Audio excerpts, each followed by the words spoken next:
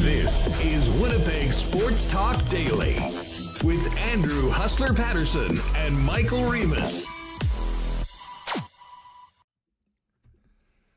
What is going on, everyone? Welcome to Winnipeg Sports Talk Daily. Great to have you all with us. Andrew Paterson, Michael Remis, and we have a busy show. Bomber camp continues. Jeff Hamilton of the Winnipeg Free Press is going to stop by. I know Jeff was out at camp on the weekend. We'll talk a little Bombers and a little CFL in advance of firing up another season of CFL 110 here on Winnipeg Sports Talk with Jeff and myself. I'll get going in a couple weeks as we get ready for week one of the season. We're also going to, right off the bat, talk a bunch of hockey. Big game last night. Colorado pushing Minnesota to the brink of elimination, and a big doubleheader tonight, including Game 4 in Montreal, where former Winnipeg Jet Luke Schenn will be in the Buffalo Sabres lineup. That's getting a lot of traction in Jets fan circles right now. We'll touch on that. Of course, the Sea Bears home opener is coming up this Saturday. Joey Slattery is going to join the program as well. And it's been a minute since we talked Jays. Josh Goldberg is going to jump on with us after Jeff. We'll get the latest on the Jays, who are trying to get to 500 and then kind of move forward. Also trying to get healthy. Lots of issues in and around the Blue Jays right now. So we'll get to all of that. Tonight is also opening night of Assiniboia Downs. Had a great chat on the upcoming season with Darren Dunn yesterday on the program. And today, we'll get into the Cool Bet lines. And at the end of the program, we will make our first daily selections of the year for the track at Assiniboia Downs, as we've done for the last 5 years. Always fun going head-to-head against Remis. And the competition starts today. Speaking of Assiniboia Downs, tomorrow is going to be our first horse race for a couple spots with the WST team to crush AAA Angus Prime Rib at the track on June 3rd, and for a great night of racing.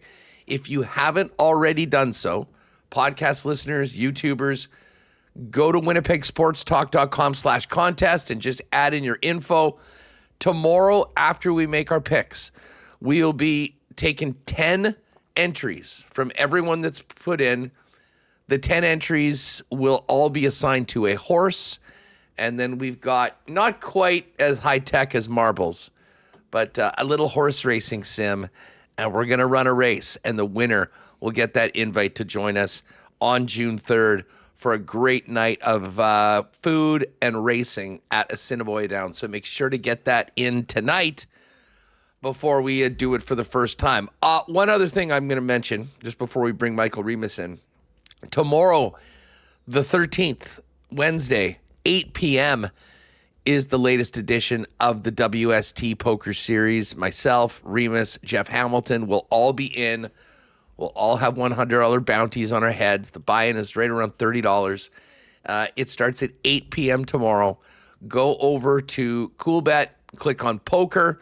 Once you get into the poker, click on Tournaments. And then if you just go to the search, there's a little magnifying glass, put in WST, it'll pop up. You can see I've already entered. We will look forward to seeing you all, you poker crew, tomorrow at 8 p.m. It should be a lot of fun. So hope to get to all that. Of course, tomorrow we'll get into golf picks. We will maybe touch on the odds a little bit later on, but it's PGA Championship week, so we've got another major. Looking forward to having Feinberg on tomorrow for all of his wit and wisdom when it comes to the third major of the year. Listen, just before we get things going, big thanks to all the sponsors that make WST happen each and every day. Of Of course, our partners at Coolbet Canada. Oh, one other thing I should mention with the PGA coming up. Big free contest at Coolbet. They did this for the Masters. If you go to the main page and go down to the bottom and click on Coolbet Leagues, you'll see a free PGA championship contest. Some amazing prizes. You're just going to be picking scores for the players, and you got to do it each round. But it is absolutely free. I got in the winner. I think I won like $250 in that one last time for the Masters. So if you want something fun at no cost to play for PGA, you got to click on Coolbet Leagues or check out their socials for more details on that. I got to thank Princess Auto, Chud's Power Sports, Clean Line, the Tri-Hospital Dream Lottery, Manitoba Battery, Aikens Lake, Breezy Bend, Royal Sports, St. Vital Dental Center, and Rowley's Transfer, Assiniboia Downs, the Gold Eyes home opener 1 week today, Travel Manitoba, Boston Pizza, Little Brown Jug, and the gang over at Royal Sports. Welcome to everybody in chat. Hit that thumbs up button and make sure you're subscribed to the channel. And welcome in to you, Michael Remis. What's going on? Hey, feeling good, Huss? Starting to count down to the long weekend. Should be the kickoff of summer, but I'm still sending my kids to school in the morning with a winter jacket these days. But we're moving along here, round 2 of the Stanley Cup playoffs. Maybe some finality to a couple series, but not quite yet, as Buffalo looks to stay alive tonight. And a lot of people in our chat, Huss, I'm getting some entertainment from our chat talking about the big changes to the Sabres lineup tonight. Yeah, we will get to that. You mentioned the long weekend coming up. I've just pulled this up. I mean, I think the normal high is 19 right now. So tomorrow's going to be really nice, 22 and sunny.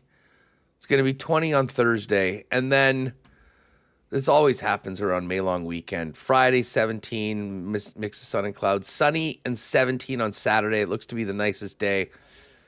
And then showers and cloudy, 13 on Sunday, 11 on Monday. So make your tea times for Saturday, I guess, is the lesson that we've learned from today's forecast heading into May long weekend. Yes, the Buffalo Sabres shaking things up tonight, Remo, and I was blown away that Luke Schenn's going in. I mean, we here in Winnipeg, since the acquisition last year in the playoffs to come in and bring grit and toughness, also brings a lot of danger into the lineup. And considering the Canadians and the big stars on the Habs just seem to be sort of heating up offensively, as someone that is pulling for Buffalo, I did not like this news today. And obviously, Jets fan circles online here in the chat, plenty of takes on inserting Luke Schenn into the lineup tonight in such an important game, and doing it at the expense of Big Stan, who admittedly, as I said yesterday on the show, did have a tough one in Game 3. Yeah, Stan or the giveaway leading to one of the goals, but a lot of talk about the Sabres changing up their lines, inserting the youngster Helenius, third line center, and Luke Schenn in for Logan Stanley. And the takes are flying, and I did see this one from TSN Athletic Hockey Insider Pierre Lebrun, Huss. I love that Luke Schenn is going in tonight for the Sabres. Oodles of playoff experience, cup champ, young team will benefit from his presence. And I hope for the Sabres' sake, Pierre Lebrun is right. But for many who watch the Jets this year, would say Schenn, struggles with speed, which this series has a lot of. Like it just sounds like the worst possible matchup as well. I mean, just a young, fast, exciting team that, I mean, is not really going to go in. I mean, it's not like they really need him to withstand the physical punishment. Like I can almost wrap my head around having Luke Schenn as a regular in the series last year in round 1 against the St. Louis Blues for Winnipeg, because that was as physical a series as we've seen in a long time. And just listen, I understand maybe why they did it. The results were not good. I mean, I maintain that Luke Schenn, for the most part, when he was in the Jet lineup, was a massive liability. And I think we saw it more and more this season. I think their hesitancy to move him out or do some different things was a big reason why the Jets got in the hole that they were in the first place. To me, listen, I know Logan Stanley is a flawed player, but having watched a ton of both of those guys and watching all these Buffalo games, Stan has been contributing in the power or in the PK. When they've been playing well, he's been playing kind of double-digit minutes on a third pairing that's allowed Buffalo not to lean on that top four as much as they probably will be tonight. To me, like Schenn on the blue line against a team like the Habs is just a ticking time bomb. And I don't know. I was really, really surprised. But, I mean, as far as Pierre doing that, listen, all I can think is that Pierre hasn't watched much of Luke Schenn this year. Remembers him maybe from Tampa. And Luke Schenn's a really, really nice guy that a lot of people really like. I think has always treated media very, very well, respectfully. And I think there's a lot of people that sort of pull for him. So with a guy like that getting the chance, he's getting gassed up a little bit by some of the media. If you're a Buffalo Sabres fan, you hope Pierre is right, but I'm afraid that he's not. Yeah, I'm expecting a big atmosphere tonight in Montreal as Buffalo looks to stay alive. 2 games on the schedule tonight, Huss. That one and Anaheim and the Vegas Golden Knights, who will be without Mark Stonehuss. And you wonder, of the series remaining, that one probably the most likely to go 7 games, as Montreal poised to take a 3-1 lead here tonight at home. Big opportunity for them. And Minnesota not able to even it up last night against Colorado, who looks like, I think a cup win is they're a huge favorite here to win the cup, Colorado. Yeah, listen, just before we move on from this Buffalo-Montreal game, let's hear what Lindsey Ruff had to say. He's the guy pulling the trigger on the move. Here's Lindy Ruff on getting big Luke Schenn into the lineup tonight for the Sabres. Lindy, as far as Luke Schenn goes, is it an experience type of thing that you want to get on that experience that he has? How do you know he's playing? The question, if he is playing, would it be experience? For sure. That way. Long time without playing, and not really a lot of game action since you got him. But what do you think? Just a guy trying to stay ready to play. All right, so Lindy being somewhat coy, although it has been reported everywhere that he is in. One thing that Luke Schenn is not going to help out with is the lack of speed that Buffalo has shown over the last couple of games against the Montreal Canadiens. Here's what Lindy had to say about the team sort of being a little slower than their opponents in the last couple of games. I checked the speed ratings on analytics, and we're a little faster than they've been in the last 3 games. What about in front of the net? What would you like to see improve there in front of your net? Well, we've made big mistakes that we didn't come close to. After the first round of playoffs, I think we were the second best defensive team. How much are you looking to see your team tonight? The last 2 games hasn't been really your team at all. Yeah, I'm looking forward to it. I said we're excited. We had a great meeting yesterday, and take it one game at a time. We're excited about playing this game. I always love when NHL coaches, Remo, go, well, I've dove into our analytics, and it shows that we've actually been the faster team. And you know what? Maybe there is something to that. They've been chasing a lot, so maybe they've been chasing at full speed. The turnovers that they had, including one particular one by our old pal Big Stan, just flips the ice so quickly. So they've been chasing it. I don't know, from the good old eye test, they haven't seemed to be up on the Habs level for the last couple of games, and really since they jumped out to that 2-0 lead in game number 1 and were able to hold on. So an interesting move, one that is getting a lot of side eyes in Winnipeg. Will Lindy have the last laugh tonight? We will see. But Luke Schenn is in for the Buffalo Sabres tonight, and Logan Stanley is out. Schen's going to be playing with Timmins on that third pairing. And, I'm just pulling up the ice time from the game on Sunday, Reem. And you look at the defense. Stanley played almost 12 minutes in that game. Connor Timmins played 17-22 on that third pairing. They really didn't lean that heavily on their other two defense pairings. Rasmus Dahlin and Samuelsson played 23 minutes, and Bowen Byram and Owen Power were right around 20 minutes.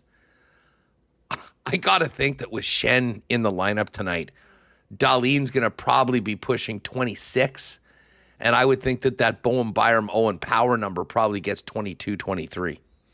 This is the time of year where you got to ride your best players. There may not be, well, they'll be in another game from that series, but you could really go up against the 8-ball. Maybe not a must win, but for Buffalo, I don't even know if it's a can't lose because they're going home, but it's what you'd really, really like to have. And you talk about guys playing big minutes. Will anyone get close to the territory of the Wild top pair from last night? How about this? Has Quinn Hughes 34-13 and Brock Faber 29-19. So I don't know if Lindy Ruff's going to ride his top guys that hard, but if you're going to do it, this is the time of year to empty the tank. You got to win and survive, or at least not go down 3-1. Yeah, listen, I get it. Put the guys out that give you a chance to win. Hughes is, ridiculous. It seems like the guy could play 60 minutes if you really needed him to. But what a answer from the Avalanche last night. Even when Minnesota got up 1-0. Colorado was just so relentless. Minnesota had a tough time getting the puck. They had a tough time, gaining zone time and certainly getting shots on net. I think early in the second period, the shots at one point were like 21 or 22-4. Now, Minnesota did battle back, and kind of get it to a little bit more even keel later on. But, man, Colorado can just beat you in so many different ways. And they played a phenomenal game last night, and it really did feel like that was pretty much the series. I was really disappointed. I hope that Minnesota could win that.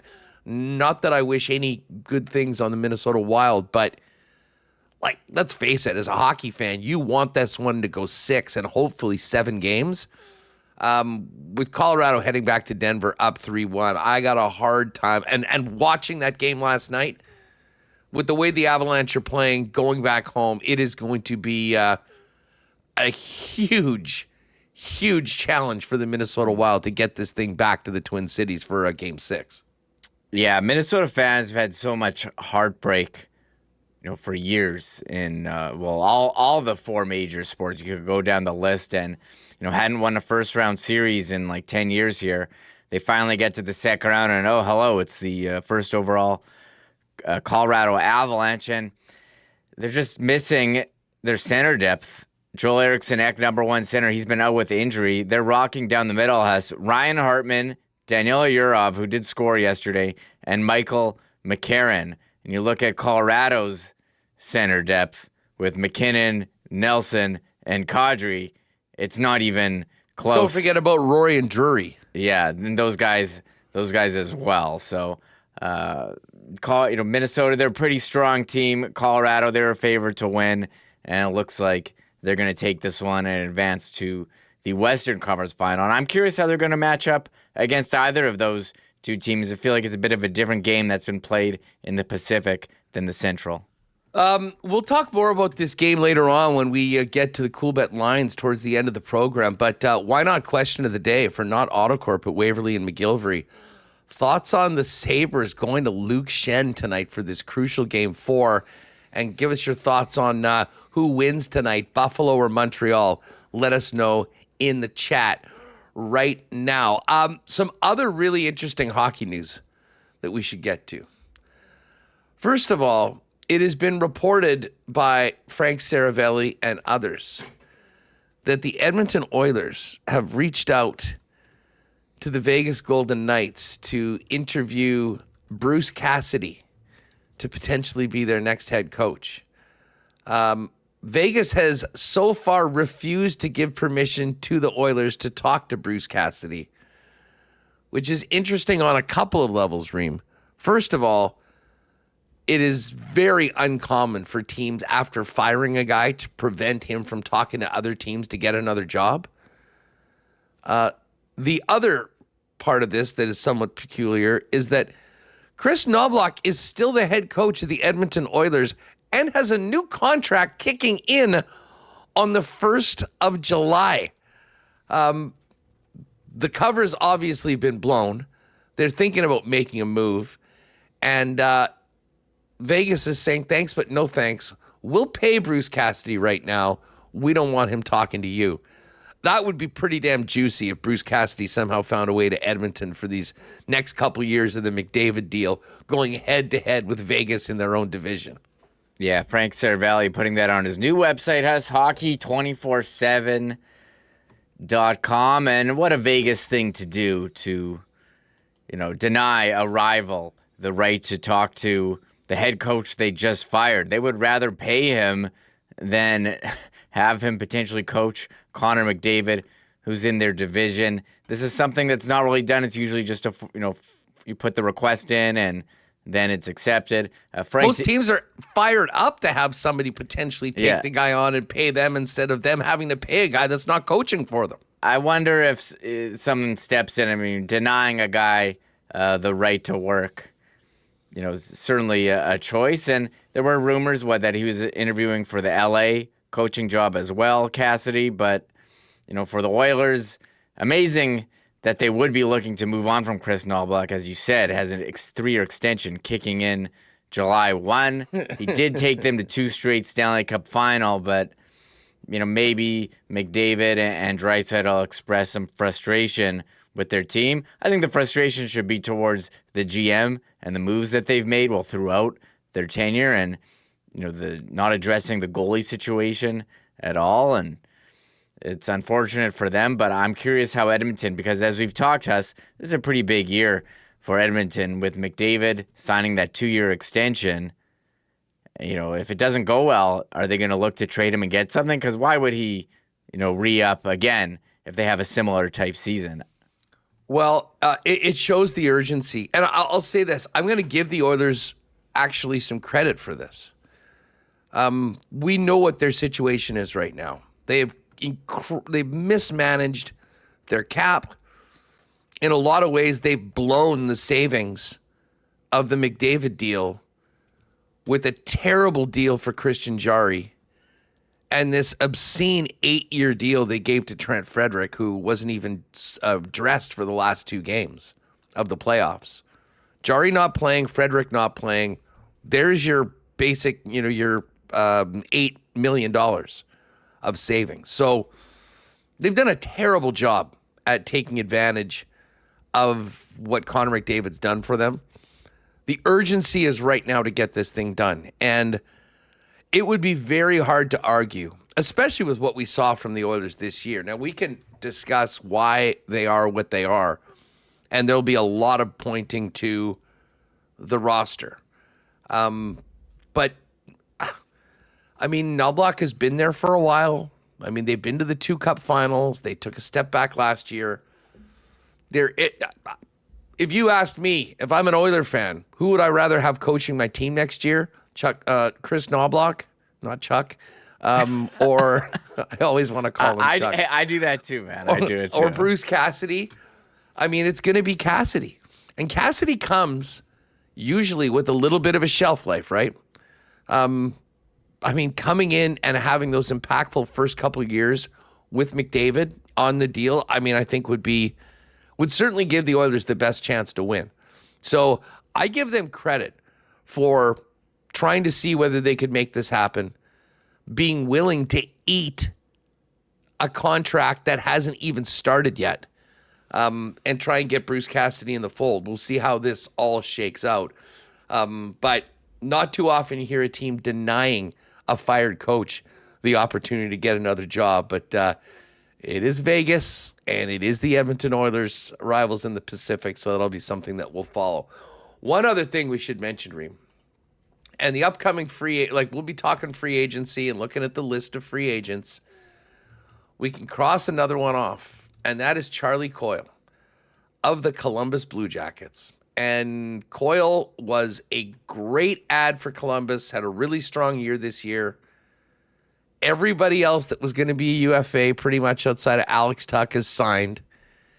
And Columbus had to sit down and get a deal done before Charlie Coyle could talk to other teams. You know what it took for him to do that?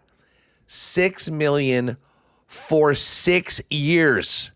Charlie Coyle is 34 years old. So he's signed, sealed, and delivered for the Columbus Blue Jackets until he's 40 years old. I mean, I think we can look at that saying, wow, that's a lot of money, and that's probably way too long.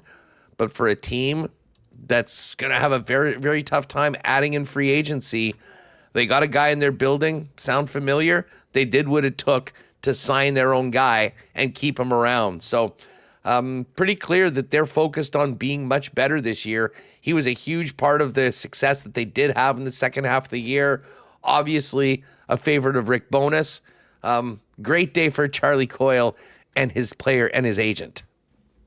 Yeah, and Charlie Coyle had a really strong season. Not quite a career high, but 2 points shy, 58 points in 82 games. And definitely some sticker shock there. Not that it was the AAV of $6 million, but signing a 34-year-old player for 6 seasons, taking him until he's 40, seems like there's not going to be that much value near the end of that contract. But hey, the salary cap is going up. Teams are going to have a lot of space this year, which they haven't had in the past. You're not seeing teams get squeezed. So I think we're going to have to brace ourselves, Huss, for this July 1, that there's going to be some ridiculous numbers out there. And we were looking at, okay, if Charlie Coyle is signed, who are some of the centers left available? It's lean. It is lean. Not a lot. Evgeny Malkin, who said today that they're talking with the Penguins, Claude Giroux, Boone Jenner, another Blue Jacket. And then you go down Eric Holla, Scott Lawton, Jason Dickinson, and Jack Roslovic. So there aren't a lot of centers. Laws of supply and demand. Charlie Coyle cashing in there with Columbus.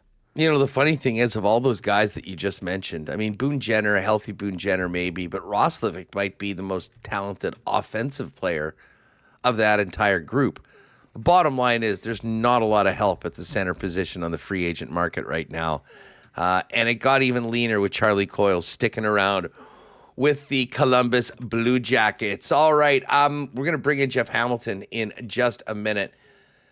Do want to mention, folks, to get your tickets right now for the Tri-Hospital Dream Lottery. Buy early, win more. You've got until the 22nd of May to get your tickets to be eligible to be one of 11 winners for the summer bonus that's coming up worth over $95,000.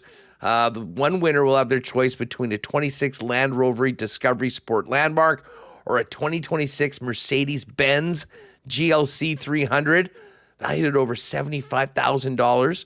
$50,000 FairConnect.com travel voucher plus $20,000 in cash, or $62,500 in cash. Also, 10 winners of a $2,000 shopping spree at either St. Vital, Polo Park, or the Outlet Collection Winnipeg, or $1,500 cash.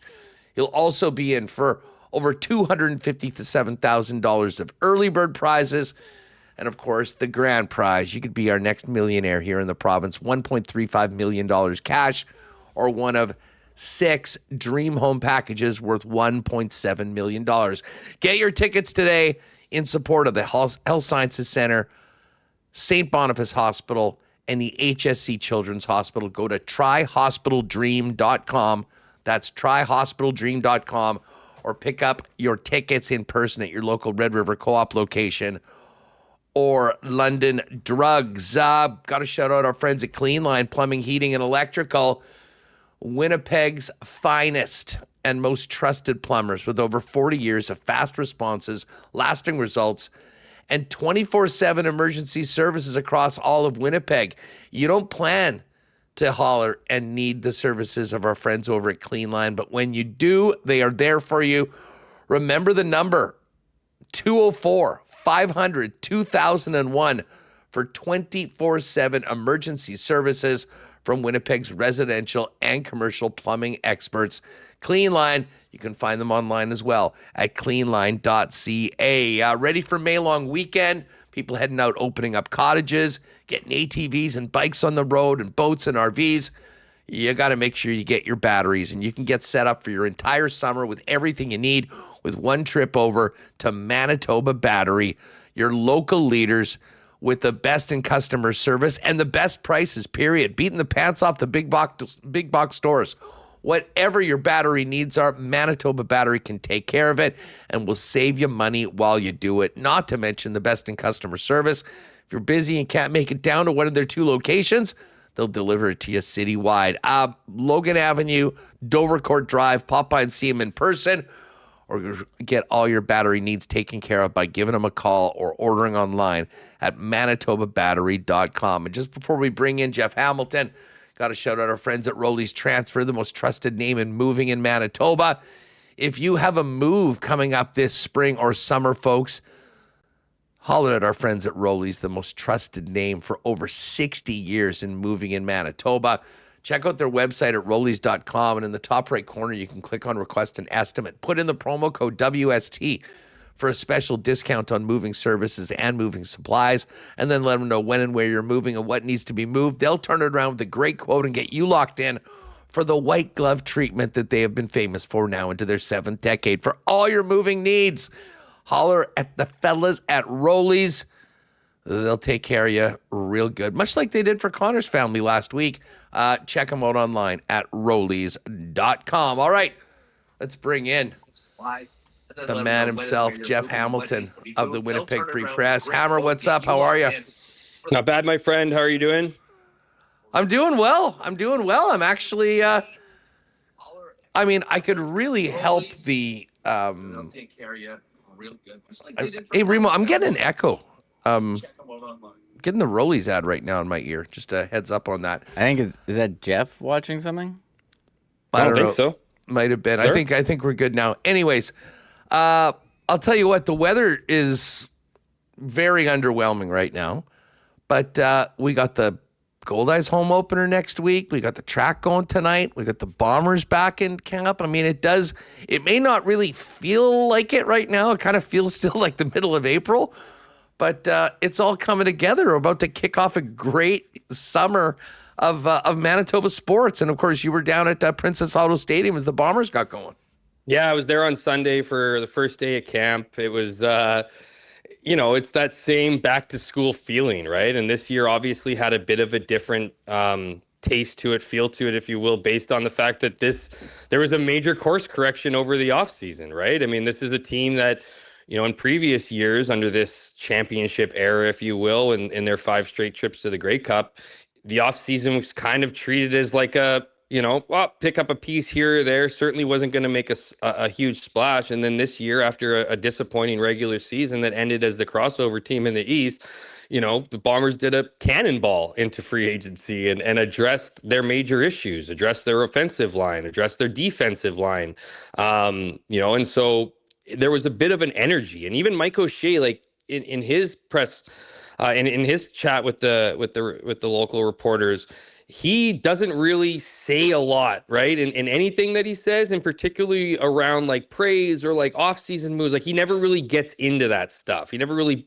in a way buys into that stuff as the media does. It likes to hype things up and whatnot. But this, hearing him talk on Sunday, I mean, he talked about how great of an offseason they had, right? How bringing in these players and how that brings a lot of energy to the group, not to mention some of the young guys that they're high on, right? They always have a list of like 4 or 5 guys that they know or they've been super impressed with in their US camps and whatnot. And so they're looking forward to seeing those guys. So when they all get out onto that field on that day one, it's like I said, it's a lot of fun. And now, but the funny thing too, Huss, is the Bombers do conditioning on day one. So a lot of guys got a little bit of a taste of Mike O'Shea training camp and we're feeling it a bit, but mostly smiles, I would say, after day one and certainly into this week. Well, listen, the rookie camp was interesting, and there's lots to. I do want to mention, by the way, that this segment's brought to you by our Prairie Toyota dealers in the Toyota Tacoma, with the standard iForce engine boasting an impressive towing capacity of up to 6,400 pounds.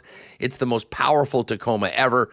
So whether you're hauling gear to the rink or heading to an away game, you can tackle it with ease. And when it's time to load up, the available power liftgate makes loading your gear in and out a cinch. Experience power, capability, and convenience with the Toyota Tacoma.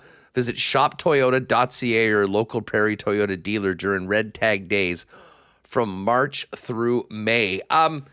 We got so deep into the hockey convo last week.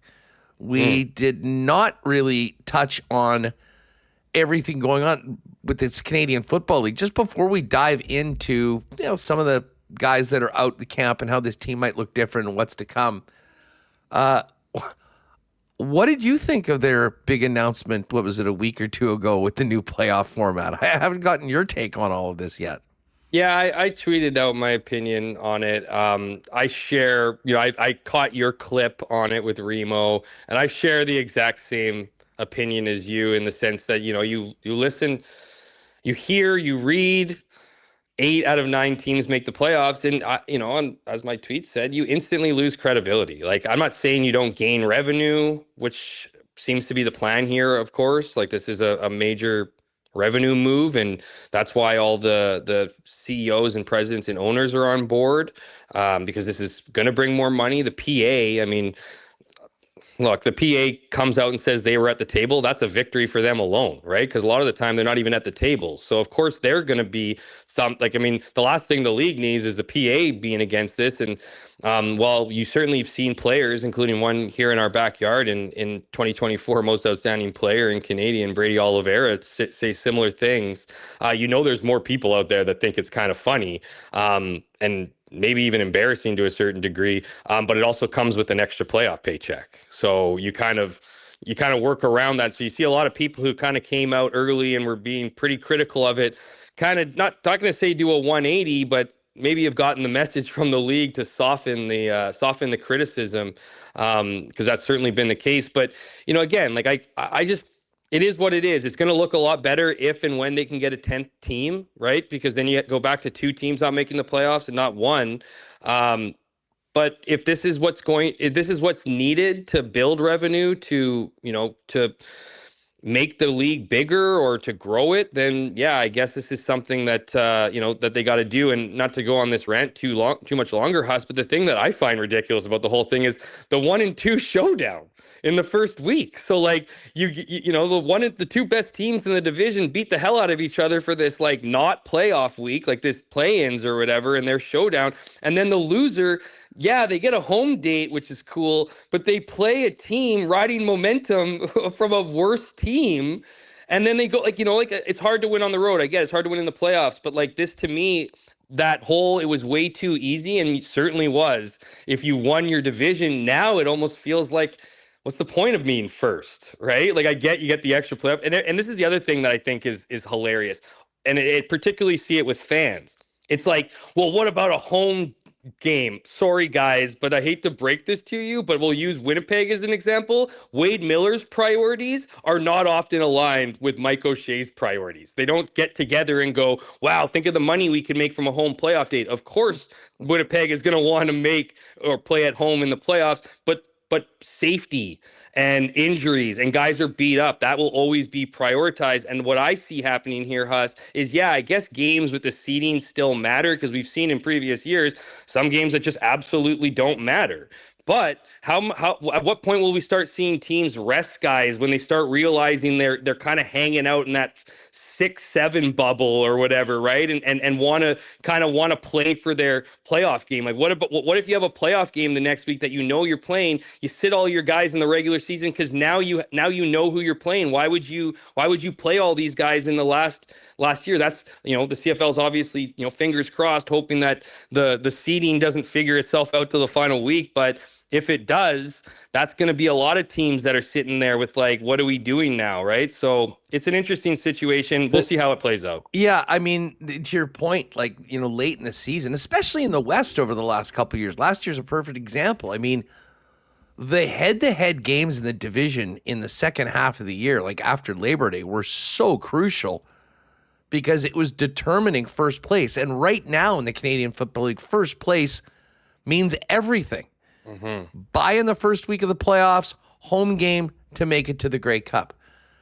Like, what does that do to it, in week 16 when you've got a game and in all likelihood, whether it's at home or on the road, you're going to be playing this same team in 2 weeks? I mean, do you empty out the playbook trying to win the game to make sure that one is at home? Or is it less important? I think it's obviously the latter.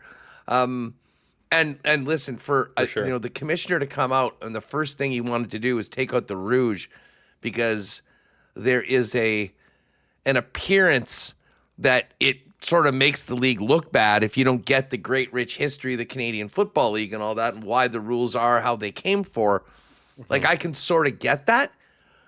And then to immediately go and do this and make it 8 of 9 teams in the playoffs seems to be very rougey.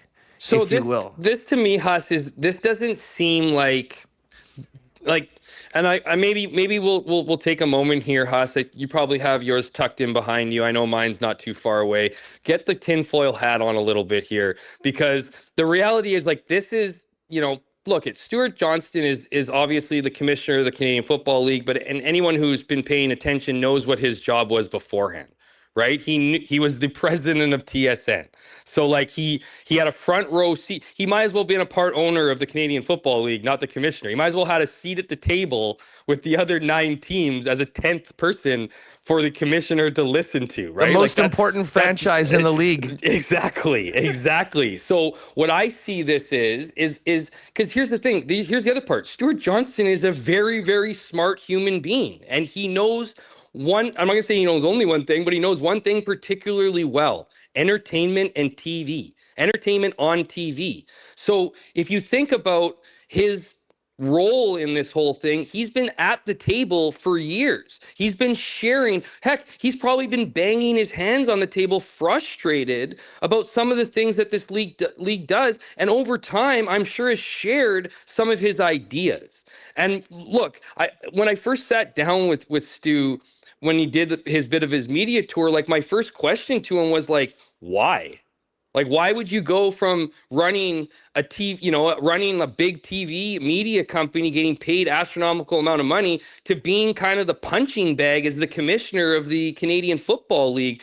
And the answer to me, and he didn't say this, but the answer to me is he has a plan in place and he wants to execute it. And he believes in the heart of all hearts that this is the future and success of the Canadian Football League. So when you factor in all the, what about talking to these football people? What about talking to, these stakeholders? What about talking to all these people who are involved? Yes, those are obvious, things that you'd want to do, but this is a loose lips league, and this is a plan that's already in place. So I don't see this 8 out of 9 teams making the playoffs as some kind of like, this is my new idea that I'm going to do. This is a rollout. He was teasing this when he talked about the first changes. There is more to come, and dare I suggest, brace yourself out there. I don't think he's done. Like, I think this is a vision for him in a couple of years. It's attached to TV deals. He knows what sells. He knows what those people are thinking in those rooms when they sign multi-million-dollar contracts. So his vision, while he's getting hit on the side by all these people in the verbal jabs, he knows that his number one goal and mandate is to push forward and see this thing to fruition. This is a semi going down the highway, Huss, with no brakes. There is no call into the CFL offices and complain. Write your local MLA to discuss your grievances with the local football team. This is a guy who is given full confidence from a group of board of governors who haven't been able to figure it out in pretty much ever. They've given him full trust. He has a plan to play. This is all about entertainment on TV and selling the TV deals. Now, while we're on the Canadian Football League, the team officially announced the rule changes for 2026 today. So here's what we need to know. Final 3 minutes. The 20-second play clock maintained in the final 3 minutes of the first and second halves. The game clock starts on the snap of the first play following the 3-minute warning. No ties anymore. regular season overtime.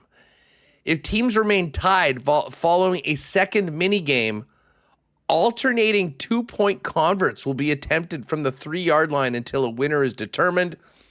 All attempts will take place on the same end of the field as the previous overtime mini game. Each team will be able to take 1 to 15-second time out in OT. Automatic review on turnover on downs. Turnover on downs ruling will result in an automatic review from the replay center. Isn't that already done? But anyway, sorry. And then QB kneels to end the half or game. A half or game may end on a single kneel if all the following conditions are met. The defense does not possess a timeout. It is first down and the offense wishes to end the half or game, and 40 seconds or fewer remain on the game clock. So that's sort of a common sense one. Turnover on downs, but finally a little bit of clarity on this final 3 minutes. And interesting that there won't be ties. I'm certainly in support of that. Yeah, I think, they got a lot of flack for the ties. They always do, and it always sparks this debate. And so that's not all that surprising. Admittedly, I do have a regular job here, Huss, covering investigative journalism, so I haven't gone through the rule changes as they've been presented today. But look, even when they made those changes to the 35-second clock, it was all meant to speed up the game to a certain degree, because it was just, or to really streamline the rules, right? Because it was always just kind of random. And when I would ever do a manual count, it always took about 35 seconds. Because it would take about 15 seconds for them to sign in, and then 20 seconds extra, right? To total 35 seconds. Now, here's the thing: if you create rules, it's like this at every league, but it seems particularly I get giddy about it because I just love the CFL for this. They'll just take advantage of those rules, right? So they needed to get the rules committee in place to prevent that. And I think this is what we're going to see possibly, moving forward with these grandiose ideas, right? Like there's major changes, and then people go, well, what the heck's going on? Like, what about this, or what about this, or what about that, or what, and then those kind of get dissected, and then they get prioritized, and then they get figured out. So I think, like I mentioned, kind of not alluded to, pretty much bang through the front door, is that these changes are coming, they're significant, and it's kind of like, and I'm not going to say it's just announce them and then figure it out. It's not that, but some of the nuances that inevitably come with rule changes, the priority is to get these changes announced, to get these teams on board and up to speed, and the rest, I guess, will take care of itself.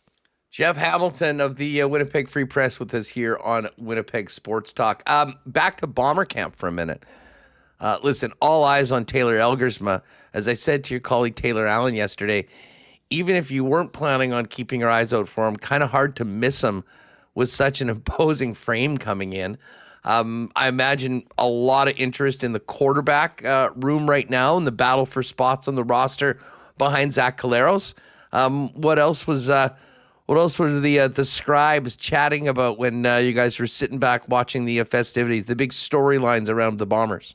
I think it's talking. I think like a lot of people in Winnipeg, I think a lot of people are sleeping on the Bombers to a certain degree because of their season, and I think that's. But here's the thing: I don't think people are sleeping on the Bombers. I just think they're tired of talking about the Bombers. So any excuse not to be like, oh, like what you want other markets who have watched the Bombers go to 5 straight Grey Cups and win a couple go, oh, look at their free agency. Maybe they're the Bombers have got a lot of talk. They've dominated the conversation for many years. So I don't necessarily see it as sleeping on them as much as is not wanting to give them the attention that they've dominated again for the last several years here. But I do think that's kind of the chatter, right? Like are these moves going to work? We all know that free agency isn't something that you just fix a team in. Like you see it, like the rare clubs, 2017 comes to mind with Toronto. They bought a Grey Cup team that year. That isn't what's happened here, but they've identified areas that are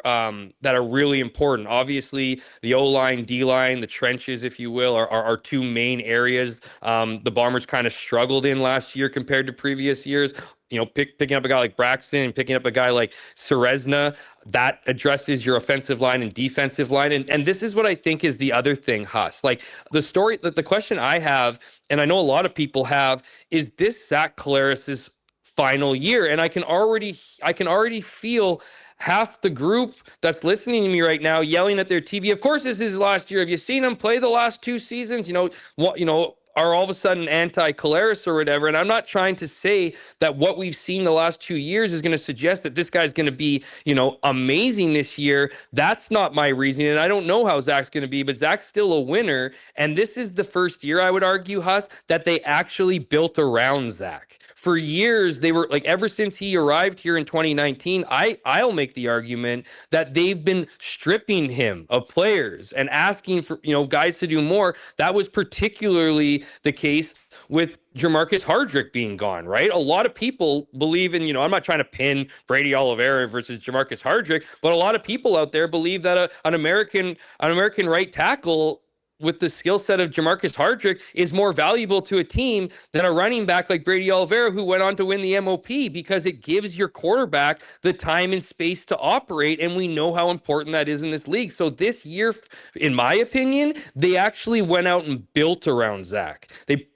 beefed up their offensive line. They might go 4 Americans. They might go 3 Americans, right? They might, they've added this Dante Daniels kid to the in the second round of the draft. This guy's like 6'5", 273-pound tight end who can catch the ball. That, in my opinion, is added protection and another target for Zach. We'll see what happens here. I'm not suggesting Dante Daniels is going to be some superstar. We could be talking, 6 months down the road here, Huss, and he was irrelevant here. But to me, it's his body size that's giving him more protection. They grabbed Tommy Neal and, most importantly, Tim White as a receiver, right? Like last year, no offense to him, got tons of respect for him. Nick Dembski is not a number 1 receiver in the CFL and arguably never has been. And while his numbers maybe suggested that last year, that's because this team was so desperate to get him the ball that he racked up the yards. Again, nothing against Nick. It's not personal, but if this team is going to get back to their glory years, Nick Dembski can't be your number 1 receiver, and that's just the facts.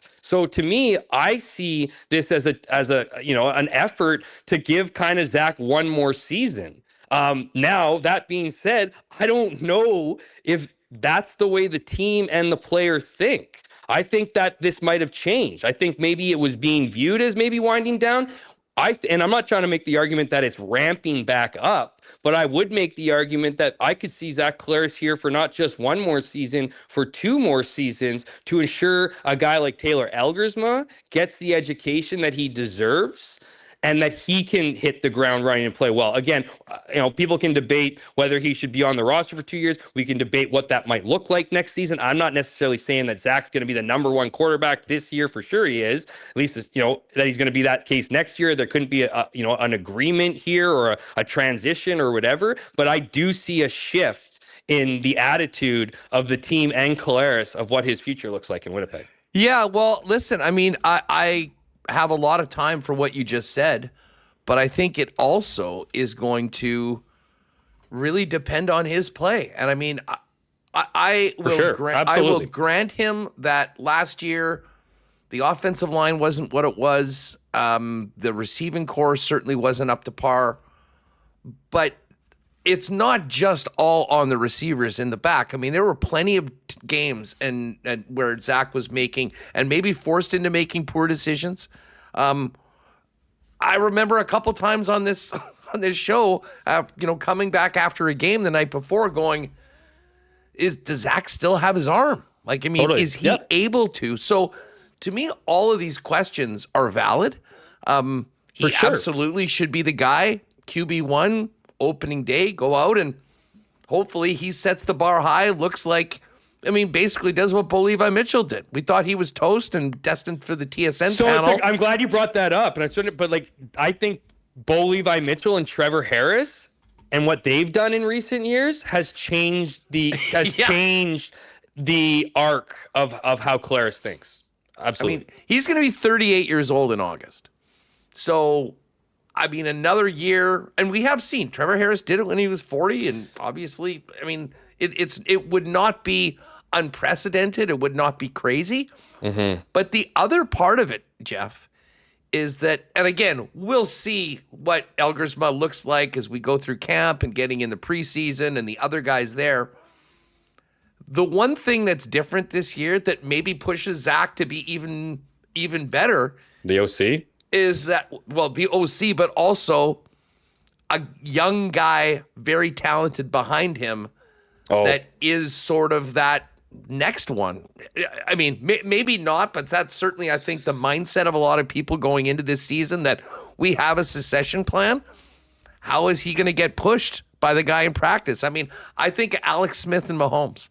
And Mahomes went in that first year, and Mahomes just practiced, and he blew people away, and they went, man, this guy's really good. This guy's really good. And then, and Alex Smith was an incredible mentor for him.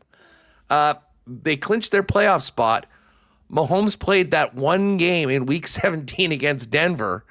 Everyone's like, oh my God. And it was at that moment Andy Reid said, next year, this is going to be our guy. And they ended up trading him. So there is that internal competition for a guy like Zach that's making a pretty good buck. If he can say, hey, hold up, we're not ready to make that move, that's a great thing for the football team, because he'll have to play at a high level to make that happen. Yeah, it's actually a terrific point. And just to touch on the OC, I do think that matters with Tommy Condell. I think that mattered last year with Jason Hogan, with the play calling, all those things. It was a mess. So obviously with Condell here, we'll see what happens. It should be better.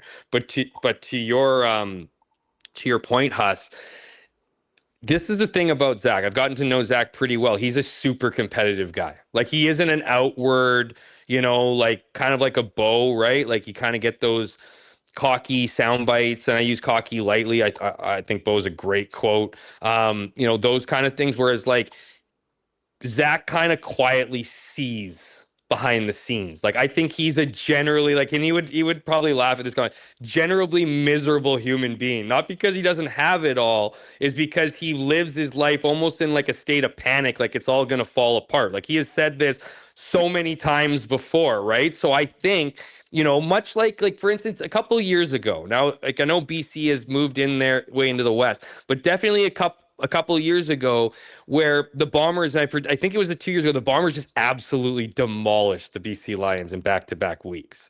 And I'd heard, so the Nathan Rourke was playing well, and there was like a lot of talk about the BC Lions, right? And like, again, the Bombers aren't like your, and I'll use the BC Lions. Go to a practice. Go, my boy Nick out there does great video work, because he's got a bunch of guys that would rather be in front of the camera than make it to the Grey Cup, right? In BC. So like that doesn't really exist here in Winnipeg. But anyways, I just think, this is a team that doesn't like to go outwards with these kind of things. And I just think, Zach, with BC playing high, like kind of dominating the headlines, the Bombers kind of all got together and were like, no. Like, they were mad, but they weren't going to tell anybody. They weren't going to give any reporters any sound bites to use in the thing and be like, why? Like, they just quietly went about their business. I could see a similar situation with Zach. Now, here's the thing, just to be clear, Zach is the kind of person who will share, the saying, like, don't, tell him lots of what you do, don't tell them everything you know, because they're going to take that job. Zach's the kind of person who would share everything he knows. Zach's the kind of person who would bring Taylor Elgersma in, instantly befriend him, teach him everything he knows, teach him, CFL offenses, all those things. And that's a really interesting dynamic, of course. But here's where it gets really interesting, Huss. Taylor Elgersma, and we all know the loyalty of Mike O'Shea, right? We like when we were talking about before, I wasn't going to cut you off, but like, we kind of know Zach is going to be the starting quarterback the whole year, because we know how Mike O'Shea works. Like, he'll let Zach be the starter no matter what happens. I don't think Zach would, in his play continues to dip. I don't know what it would take to pull him, to be honest with you. But here's the thing. The Bombers are super high on Taylor Elgersma, and there's a lot of reason why. This guy can zip a ball like few people. When you stand beside him, Huss, and now I'm not vertically gifted. So it's one of those things you step on, and like, I don't know how they make these guys, man. I kind of understand like a little bit of like the WHL older scouts that muscled, like, this guy is like, looks like he's sculpted out of ivory or something. Like, his, like, the way, like, they just don't build him that way. And so I guess my point here, Huss, is that, yeah, maybe Zach's feeling it a little bit. I think he's got a lot of comfort, just to be clear. Like, he's not walking around there nervous about his job.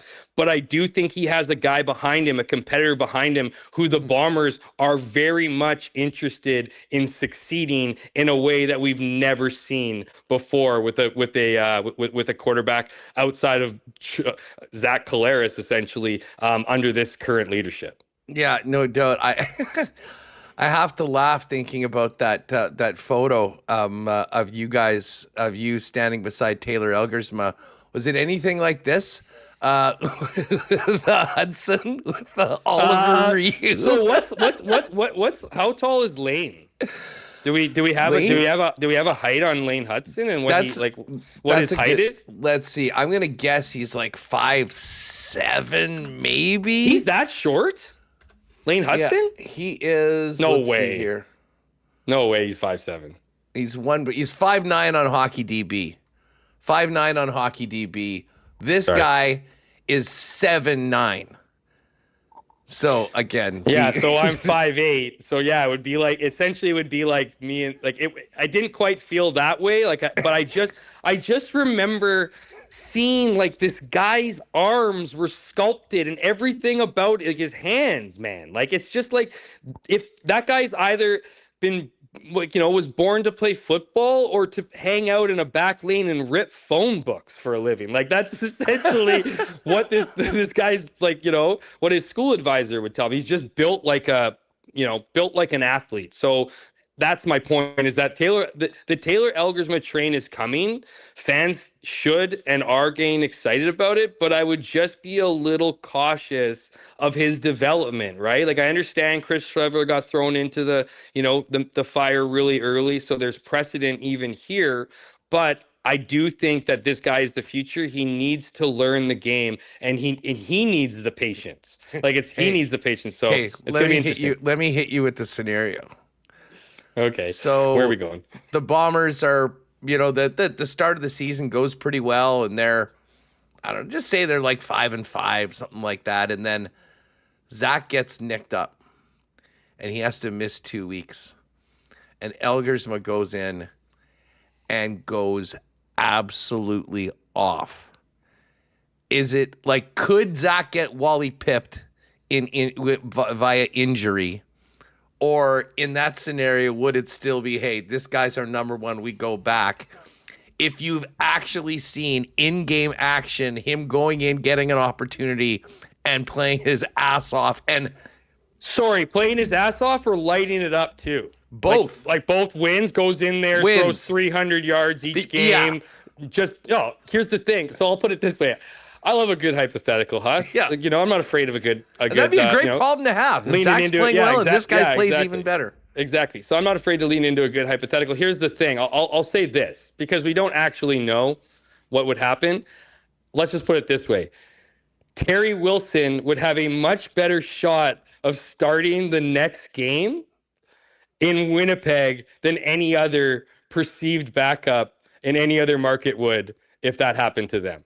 Just because Mike's a loyalty guy. He's a guy that, if Terry Wilson's still on the roster, I'm not saying this is going to happen, but I'm saying we're talking about Zach being injured and out, or are you talking about so Zach got nicked up, he's out for 2 weeks. So I'd like to think Taylor Elgersma would continue his momentum. That would be the obvious thing. Just sometimes loyalty, and we've seen it with both professional teams in this city, sometimes loyalty can trump common sense. So I would be shocked still if Taylor Elgersma didn't get a third start in this hypothetical situation we've created here on the fly, but you never know. I don't know. We'll see. As I said, I mean, I think the best case scenario is that Zach comes out, has a big year, makes it a real conversation as to what they should do for next season, because that'll mean that this team is in a much better place than where they were last year, despite, still finishing 10-8. It seems like such a disappointing season. They were 2 games out of first place in the Western Division. They didn't have the roster that they have right now. And as I say, we got a lot of fun. It's going to be a really interesting season to see what the new additions can do, how much gas in the tank the veterans, the Zach, the Willie Jeffersons have, what can happen moving forward. And now, for the first time, maybe ever that I can remember, because just the way the CFL's always worked with quarterback acquisition, it kind of seems like they've got their guy. And when he actually takes the field in live game action will be fun. But I'll tell you what, we'll be paying a hell of a lot more attention to the preseason this year than I think we have in the past. Well, and this is what I hope too, Huss. Like, I mean, Taylor, like the Bombers have never had what I would argue is an obvious, plan here, right? Like Heir apparent. Yeah, the heir apparent is seemingly firmly in place. Back to the topic of loyalty and Mike O'Shea and how he kind of handles his roster. Regardless of how this season goes, they need to incorporate Taylor Elgersma into the offense. And I'm not talking about short yardage. I thought Terry Wilson did a good job in short yardage. I don't think Taylor Elgersma needs to come into the CFL and be the short yardage guy. Like the last thing you would want is a Chris Streveler situation happening, right? Just, whatever. It will be very disappointing regardless of how the Bombers do if Taylor Elgersma doesn't get some notable playing time by the end of the season. So I think all is said. Like the Bombers might not be ranked very high in those preseason quarterback rooms, but I don't know if there's a more exciting potential in a room outside of Winnipeg. You mentioned the short yardage. I mean, I'm sort of with you. Like, I don't think that's where they'll put him. But I'll tell you what. I mean, imagine being like first and goal on the one.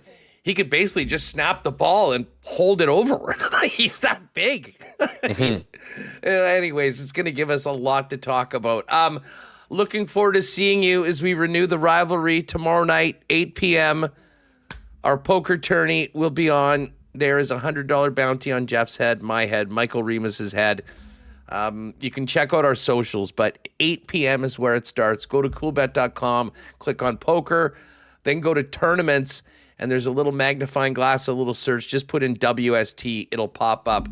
We will see you all at 8 p.m. tomorrow. Hammer, great conversation as always. I'll look forward to chatting with you tomorrow and having a little fun on the virtual felt. Yeah, thanks a lot, my friend. I've been, incredibly generous, some might even say, to allow others to win the last couple. That's over with now. Yes. I'm not here to make friends, don't need more friends. Actually getting a little lower on my enemies list, so perhaps I'll be seeking that out. Bring it tomorrow if you want. I got 100 on my head that I don't plan giving away, so come and get it. I love it. We'll see you tomorrow over at Coolbet. Thanks for doing this, Jeff. Take care, my friend. All right, there's the Hammer at Jeff K. Hamilton on X. And yes, tomorrow night at 8, I hope you'll join us for another fun WST poker tourney over at Coolbet. All right, we're going to talk some Jays coming up in just a second. We just spent a lot of time talking Bombers. June 11th, home opener. Bombers season is back at Princess Auto Stadium. Of course, Princess Auto, proud sponsors of the Bombers and their home. And Winnipeg Sports Talk as well. Princess Auto is where you'll find the best deals on the most unique assortment of tools and equipment around. Everything you need to complete those projects on your list or start something new is waiting for you at Princess Auto. So pop by and see them. Panet Road, Portage Avenue West, Brandon, or shop online 24/7, 365 over at princessauto.com. Spring and summer is here, and it's time to make the most of the best time of year with our friends over at Chud's Power Sports. Chud's has it all, and they are going to be closed for the long weekend, so you might want to get down there beforehand. Got to give everyone time to go kick off the weekend in style, and I imagine a lot of Chud's customers are going to be having a fun time getting out there. ATVs, side-by-sides, golf carts, boats, RVs, motorcycles out for the first time coming up on the long weekend. They have it all, including an incredible selection of used inventories, including motorcycles, side-by-sides, recreational vehicles, heck, even farming equipment. Great financing plans and the best staff in the business. They've been there for over 80 years up in Gimli, making summer and winter, frankly, with all the snow machines, that much better. Go and check them out right now online at chudspowersports.com for all the great deals heading into spring and summer. And pop by and say hi to the Derminator and the gang at the corner of Highway 8 and 231 up in Gimli over at Chud's Power Sports. I've got to shout out Dr. Terry and the gang at St. Vital Dental Center Folks, if you're looking for a great long-term home for you and your family, I would suggest go see Dr. Terry. St. Vital Dental Center has been serving generations of Winnipeggers and Manitobans with dental services. Now they've got a beautiful new facility at 167 St. Anne's, convenient free parking right behind the building with a full array of dental services from cleanings and checkups to things like dental implants. Dr. Terry and his staff can do it all for you. So check them out online at stviteldental.ca. Make an appointment, taking clients from 6 months to 99 plus. And make sure to tell them the boys at WST sent you. And just before we bring in Josh Goldberg, don't forget, we got a doubleheader tonight. Habs and Sabres, followed by Ducks and Knights. No better place to be than your local Boston Pizza. Jump on that new playoff menu. Wing flights are back. Pizza flights are back. The new MVP platter. Ice cold schooners. And, of course, the game on all the big screens with big sound at your local BP. And, hey, if you are staying at home for the game tonight, order online and get it hot and fresh to your door at bostonpizza.com. All right, let's welcome in Josh Goldberg to talk Blue Jays. Josh, what's up, man? Great to have you back on the program. Yeah, good to talk to you as always, Huss. We had the glory of the playoff run that fell just short. Hasn't really looked like a World Series caliber squad in the first quarter of this season, but to be honest, I think you'd also look at this team and say it doesn't look like the Blue Jays squad because of all the injuries they've been dealing with. How would you assess this team through the first 40-odd games with where they are and what they've been dealing with?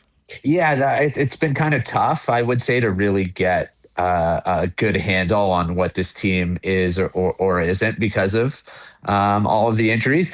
That being said, a lot of the players who have been healthy or largely been able to stay in the lineup haven't performed to the level that they did last season, and that has certainly led to an offense that has struggled to score runs consistently. And it's been really one of, if not the biggest reasons that they've struggled. Is I believe they lead the league in games with 2 runs scored or less, which is obviously never going to be a recipe to win a lot of baseball games. And Addison Barger comes back. He's hurt again. Kirk being out, I think, has really hurt them as well. Vladdy's got 2 home runs. That is obviously a big problem. George Springer hasn't been good when he's been healthy, or maybe more so when he's been in the lineup, because he's clearly battling through that toe, and you have to assume that's limiting him as well. So the positives in terms of offensive performers have been, unfortunately, fewer and further between than I think most people were expecting. I mean, to me, maybe the most important injury is Kirk. Kirk makes so much happen in the lineup, and he's been 3 weeks, a month? I mean, what's the latest on him? And you get Barger back, he makes an all-world throw, and then all of a sudden doesn't feel right the next day. I mean, we'll get to the pitching in a minute, but just as far as the regular position players, in particular Kirk, is there light at the end of the tunnel? I think maybe a glimmer of light. It's still unclear exactly when he's going to be really close to being back. I think he's been taking some swings. He hasn't progressed yet to catching, so obviously he's going to need to get into a place where that thumb is feeling good enough to attempt to catch mid upper 90s on a consistent basis. And Brandon Valenzuela has been a real bright spot, one of the few for the Blue Jays, but there's just no replacing one of the better catchers all around in the league, and they have really missed him. Like I agreed with you when he went out. I really had a bad vibe that it was just going to be really tough, because for all intents and purposes, you could argue that he's the most irreplaceable player on the team. And I think that has largely come to fruition here over the last month or so. They just have not looked good in a lot of respects without him. He just kind of brings everything together. And when it comes to Barger, it could have been worse. It doesn't sound like there's any structural issues with the elbow. Sounds like a joint inflammation. Maybe it'll be a minimum stint or not that much longer. But obviously, it sounds like they dodged the worst case scenario. But still, it's a just kind of a fitting way that this season has gone when a good play is made. But the result of that good play leads to, a player who had just come back from missing an extended stretch lands right back on the IL. Well, and the good and the bad of guys that have been in, man, Vladdy needs to get it together. I mean, he has 2 homers in the first 41 games. Meanwhile, the newest Jay, my guy Okamoto, just keeps on going yard. What a great start for him as a Blue Jay. Maybe talk about the yin and the yang of the 2 sluggers in the middle of the lineup. Yeah, it's unfortunate that both can't be going at the same time. Like Okamoto struggled. Obviously, he was really good the first, I don't know, maybe 5 games or so of the season. And then obviously some adjustments were made by opposing pitchers, and they took advantage of some areas of weakness, I guess, in terms of his swing and where he was standing in the batter's box. And then credit to him and the coaching staff, he adjusted and adjusted the way he stands in the box, moved a little bit further back. And it's certainly led to like a pretty sustained stretch of really good production over the last, 20 plus games or so. And he's been by far their best hitter on the whole and their most kind of imposing power bat. Like he leads the team in homers, he leads the team in runs batted in.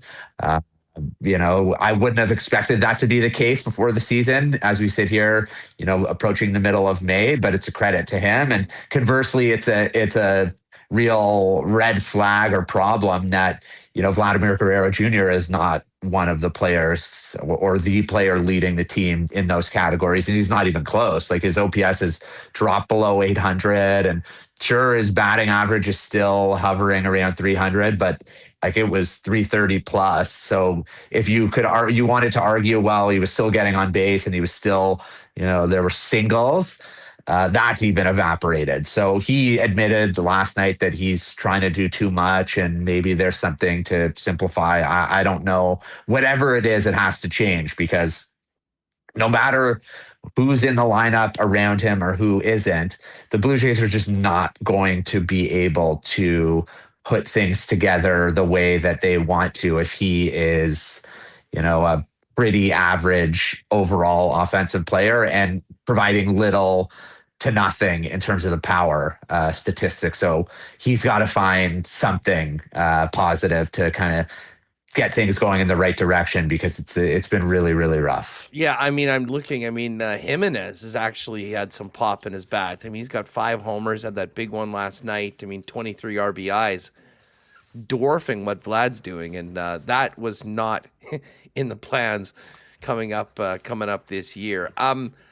George Springer, he was the MVP of this team last year and really made it all happen. How much is a slow start from Springer holding the team back? Oh, I think quite a bit. And the fact that he wasn't in the lineup certainly wasn't ideal either. And I don't think anyone was expecting him to have another career season as he approaches his 37th birthday. But I don't think anyone was expecting him to fall off a cliff. And unfortunately, so far, his production has fallen off a cliff. He's popping up the ball on the infield more than he has at any point in his career. Like a lot of his underlying numbers in terms of how hard he's driving the ball have fallen way off from last season. And it's still a relatively small sample size for him because he's missed some time with that toe issue. And I assume that the toe is holding back his ability to drive the ball. But I think the glass half empty argument would be that, he's on the older side of things and he was a player in pretty steep decline heading into last season. And then he completely stopped that and reversed course and had an amazing year. But like it wouldn't be that unfathomable that a player approaching his 37th birthday started to slide back again. And then, the trend was more towards, the negative, the end of the career, the production kind of not being there anymore, as opposed to, having the kind of season that he had last year. I'm not willing to say that that's what's happening here, but I'm on alert, watching him closely, if he's in the lineup, to start to resemble closer to the player he's been throughout his career, and obviously last season, where he's pulling the ball with authority and driving it, and there's more extra base hits, less pop-ups, more line drives, more fly balls, and more kind of power production, which is what this team sorely needs. They got Springer as a free agent. That was a big, big splash for them. You look at this offseason they just had, the big splash on Okamoto, who has been phenomenal. The signing of Dylan Cease looks amazing. I mean, this guy, we talk so much about injuries, and again, touch wood, but he, over his career, has been an absolute workhorse. And to be honest, Josh, probably deserves certainly a couple more wins. He has been exactly what they had hoped he'd be and more. I mean, what a start for Cease as a Blue Jay.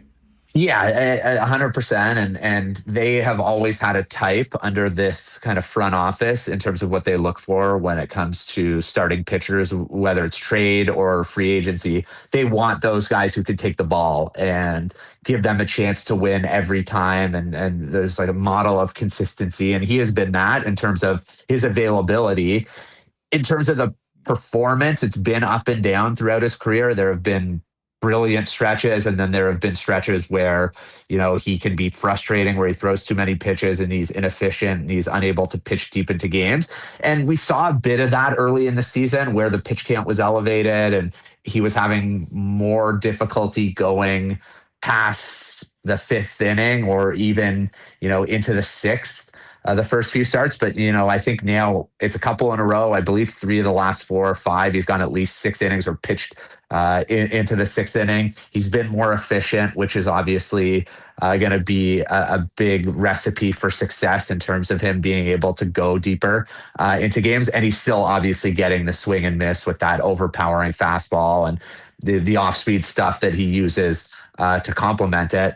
Yeah, like it's the final product has been really good. He hasn't given up many. I think he's only given up 1 home run this season, which has been a problem for him as well. He kind of walks into home runs has been where he's gotten into trouble historically. And the walks haven't been as bad as I think maybe people thought they might be, and especially over the last couple of outings. So he right now is, I guess, Gosman and Savage to an extent as well, but particularly Cease is the one guy in that rotation that you really feel like you're not going to lose a wink of sleep the night before knowing that he's on the mound the next day. Yeah, we have not been able to say the same thing about the bullpen, and especially the closing position with Hoffman. They have shaken things up. Varland's been there. We've seen him do 7th inning duty. We've seen 8th inning duty. Have things sort of settled in the bullpen right now for the Jays? I would say more so for sure. Like Varland has been really good and has adjusted to pitching the 9th really nicely, and his stuff has just been excellent. And he's taken another step forward this year. So you have to like that. Tyler Rogers has been, I think, exactly as advertised. He gets a ton of weak contact, and when he gets into trouble, it just happens to find holes. It's not like he's getting smoked. We saw it against the Rays in Tampa, just balls in play. I think there was a bunt in front of the plate, and it kind of snowballed a little bit. It led to a loss, but you're not really feeling badly about him.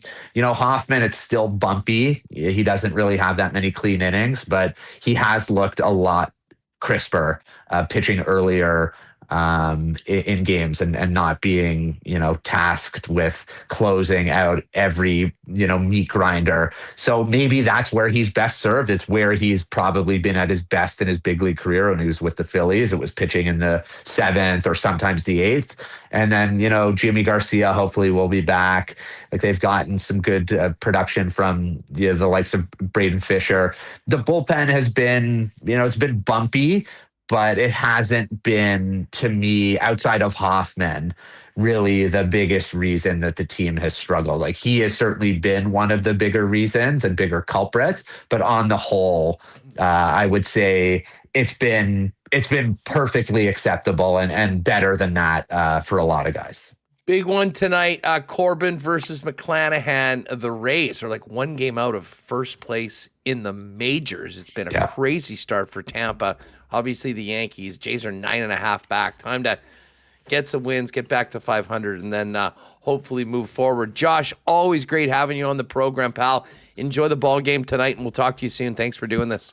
Yeah, thanks. It's always nice to talk to you soon. Good stuff. There's Josh Goldberg, J Goldberg 12 on X. If you want to check out what Josh has cooking up, you can check out his work over at Blue Jays Nation. All right, we're going to hit the hard court with Slats coming up in just a sec.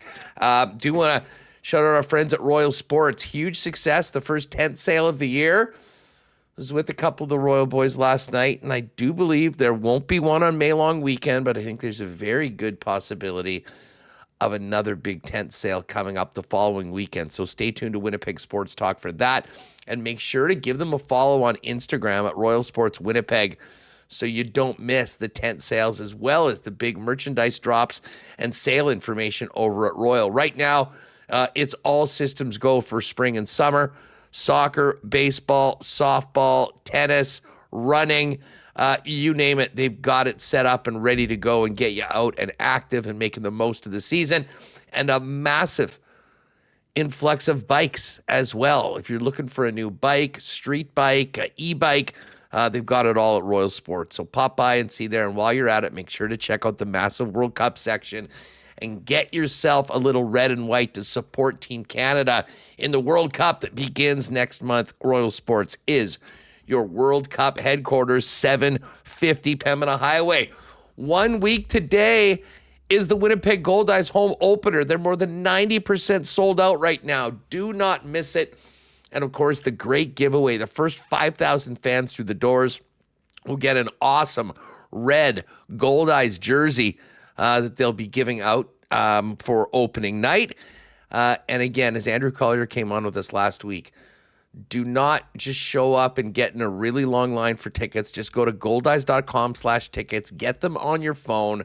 So if you're in a line, it's at least the line to get a free jersey when the doors open next Tuesday. May 19th, the downtown ballpark, Blue Cross Park, Goldeyes season is back. We look forward to seeing you at the home opener. And just before we bring in Joey Slattery, we mentioned that May long weekend is coming up. If you missed our Travel Manitoba segment last week with Michael Grajewski on Thursday, you might want to go back to Thursday's episode and check it out with some great ideas on camping and getting out of the city in and around May long weekend. And when planning your next adventure, start with Travel Manitoba. Whether you're searching for road trip inspiration, hidden gems, or the latest festivals and events, everything you need is waiting at travelmanitoba.com. If you're looking for ideas on the go, make sure to follow them on social media at Travel Manitoba for real-time inspiration, local tips, and can't-miss experiences from across the province. Or if you prefer a personal touch, stop by one of the visitor information centers at the Forks in Winnipeg. And we will be looking forward to hooking up with the crew at Travel Manitoba with a live show coming up in early June as we kick off the summer. All right, let's welcome in our good pal, Joey Slattery, CEBL sideline reporter, and I would say the preeminent go-to guy for Sea Bears hoops here in the city of Winnipeg. Slats, what's up, man? Great to have you back on the show. Always a pleasure to be back, Huss. Exciting times here. Saturday's home opener, coming off a win. Vibes are high. Let's see if they can keep it going. Yeah, well, first off, fill us in on Saturday. I mean, Mason Krause, the hero, a bit of a nice comeback in target score time, and a thrilling 2-point win to get off on a good foot for the season. Yeah, I don't think anybody had that on their bingo card for the season opener. Mason Krause, the hero. You know, here's a guy who was a U Sports development signing. A lot of times with these players, you never really know what's going to happen. Sometimes you get Simon Hildebrandt, who, you know, bursts onto the scene and becomes the developmental player of the year and a core guy. Oftentimes the U Sports player is just more or less a practice guy, right? We knew Mason Krause was going to have a role on this team. I mean, he's been a spectacular guard with the University of Manitoba, but I'm not sure everybody would have pegged him to be a target time guy, let alone the guy getting the game-winning break, drawing the foul, and having to hit 2 foul shots to win the game. And I know there's the complaint often about don't want to see a game end on a foul shot.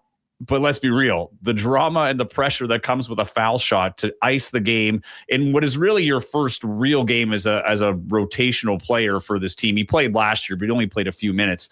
And to ice it the way he did was phenomenal. But he played well all game. I mean, he was 3 for 5 from the field, all from beyond the arc. More importantly, he was 100% from the free throw line, hitting the 2 most important free throws of the season so far today. But absolutely incredible finish to the game. I wouldn't say it was the greatest game. I mean, I think it was what we expected. Couple of teams in their season opener after short training camps. I'm sure the Sea Bears would like to clean up those 20 turnovers they had. But overall, they went into Edmonton. It's been a rivalry for the last few years, basically since the Sea Bears came to life. And Edmonton's owned it for a long time. And the Sea Bears are starting to swing the pendulum the other way with another win, this time in Edmonton to open the season. Now, I mean, the biggest story of the offseason was the return of Teddy Allen. And, I mean, I'll be honest, I was stunned when we got that, just because of how, messy it seemed to be with the first breakup. First of all, what was your reaction when you heard that Teddy was signed? And how are things different now with him coming back, hopefully a little bit more mature, and, of course, under Mike Rainbow as opposed to the former coach? Well, if you watch the game on Saturday, I mean, he was pretty poised and collected. You talk to head coach Mike Rainbow. This was 3 years ago, right? He was 23, 24 years old. Now he's 27. That's a big gap or a big turnaround in terms of development just as a human being, right? You go back to when you were in your early 20s. I'm sure we've all had things that we've done that we're not very proud of. Very few of us have had the profile of someone like Teddy Allen, who was a celebrity at that age. But I wasn't surprised. Nothing shocks me anymore in this league. And if you recall last year when things weren't going well, Taylor Allen had asked, with the Free Press, had asked Mike Taylor, head coach at the time, if he would consider bringing Teddy Allen back. And he said something along the lines of, everything's on the table.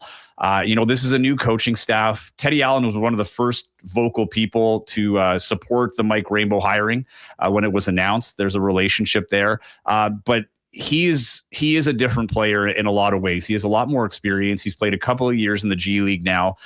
He's seen the different levels of guys that are getting through and what needs to happen in order to get to that NBA level, which he is talent-wise ready for. And he's still trying to kind of, I don't want to say write the reputation, but build the reputation in a way that he wants it to be read from NBA execs and things like that. But the one thing the coaching staff has said about him is how proud they are with his growth and maturity so far. He's been a vocal leader in practice. He's been supportive with teammates. And if you watch that first game, for most of that first half, he was trying to facilitate some of his teammates, guys that are probably going to be depth guys when the bigger players come back from their overseas seasons. And then in the second half, when they needed him to start scoring, he did, right? He had a double-double. He set the team franchise record in steals with 6 steals on Saturday. So this is a guy who, again, we always talk about his offense, and he often gets knocked on his defense. But yet we've seen in Winnipeg, he is not a defensive liability. In a lot of ways, he's a defensive strength, and he's able to, put up opposition in awkward situations and force those turnovers, which turn into points the other way because he's Teddy Allen. So far, so good. Obviously, there's going to be eyes on him. And let's be frank, there's a lot of pressure, sure, on the Sea Bears bringing him back. And I don't think anybody was questioning it. Most people are happy, but there is that question, will it work this time? Well, if you're Teddy Allen, you go back to the team that released you, in a pretty dramatic way. If it happens again, it's not a good look, and it could be a really tough thing to come over a second time. So I think both parties know, the opportunity here and the consequence if things go wrong. But, seeing Teddy, as much as I have through training camp and during the signing, he seems happy to be here. He seems poised and calm. And I think there's a bigger goal here for him outside of Teddy Allen scoring a lot of points in Winnipeg.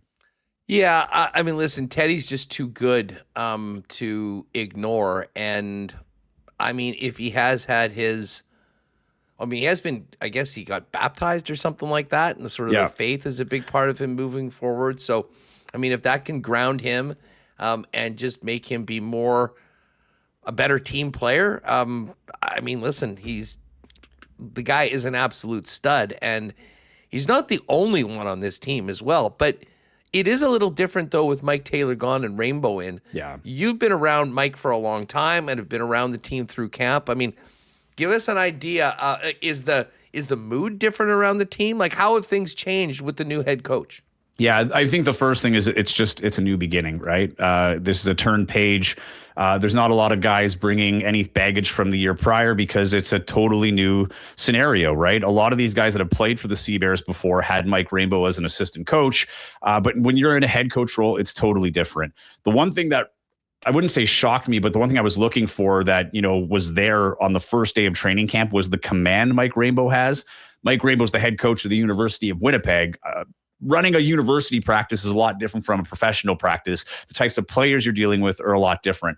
But the players were respected. They were run hard. The one thing I'm hearing about the Mike Rainbow practices, not a lot of breaks. He doesn't go throughout a whole day. It's not a 9 to 5 with all these things going on. It's here's our window for practice. We're going as hard as we're going to go. And then you guys take care of what you have to take care of outside of that. And, we have a lot of guys sweating when they're coming for interviews, where I think with the Mike Taylor era, there was a lot of planning, right? A lot of going through different scenarios, things like that. But so far, it's been a seamless transition. This is a coach that's well-liked and well-respected from the U Sports level and beyond. It is a different coaching style for sure.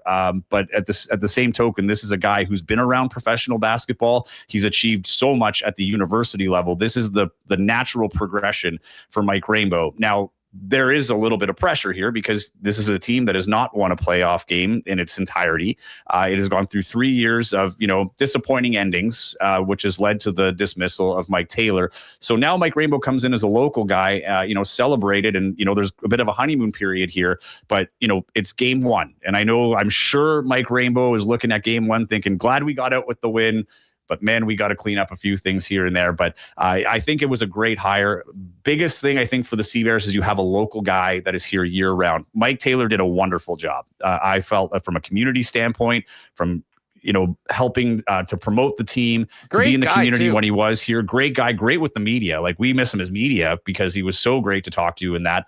But Mike Rainbow's also great to deal with from a media perspective. But he's not Mike Taylor, right? But he is here, and I think the difference is people can go watch him coach, they can talk to him, go to his camps, and it builds that connection from a community standpoint. And further to that, his whole coaching staff is U Sports and CCAA coaches.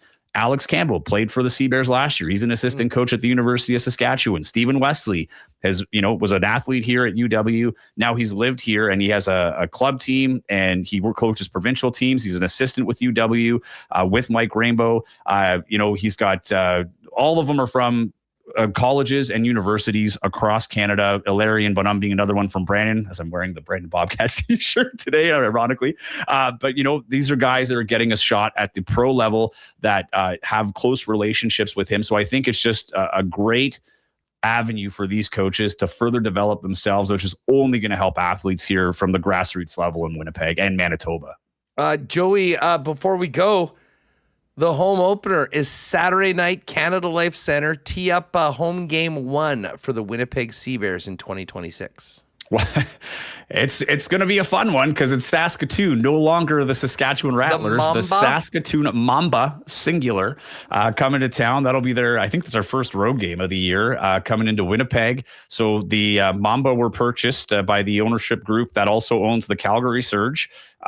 They've done a full rebrand, and if you want to see how it's been going, just go on social media comments. There is some controversy around a lot of things. Not a big fan of the rebrand, I can tell you that. Yeah, and Remo wouldn't be alone on that.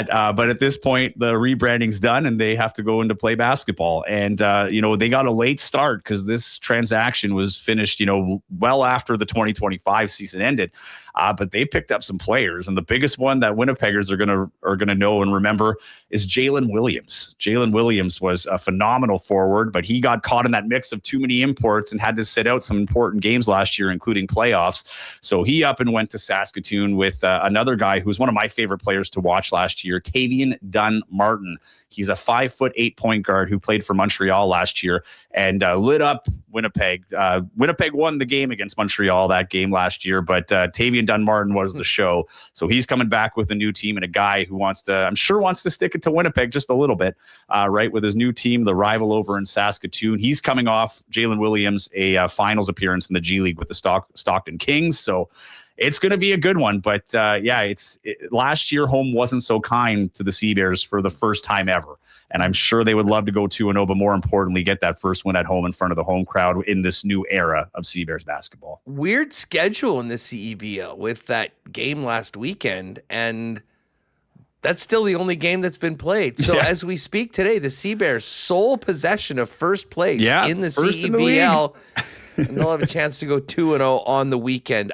Man, it's been great keeping up on all the Sea Bears news and upcoming season with the content you're cranking out, Joe. Let's let people know what you're cooking as we get ready to see the home team take to the hardcourt for the first time.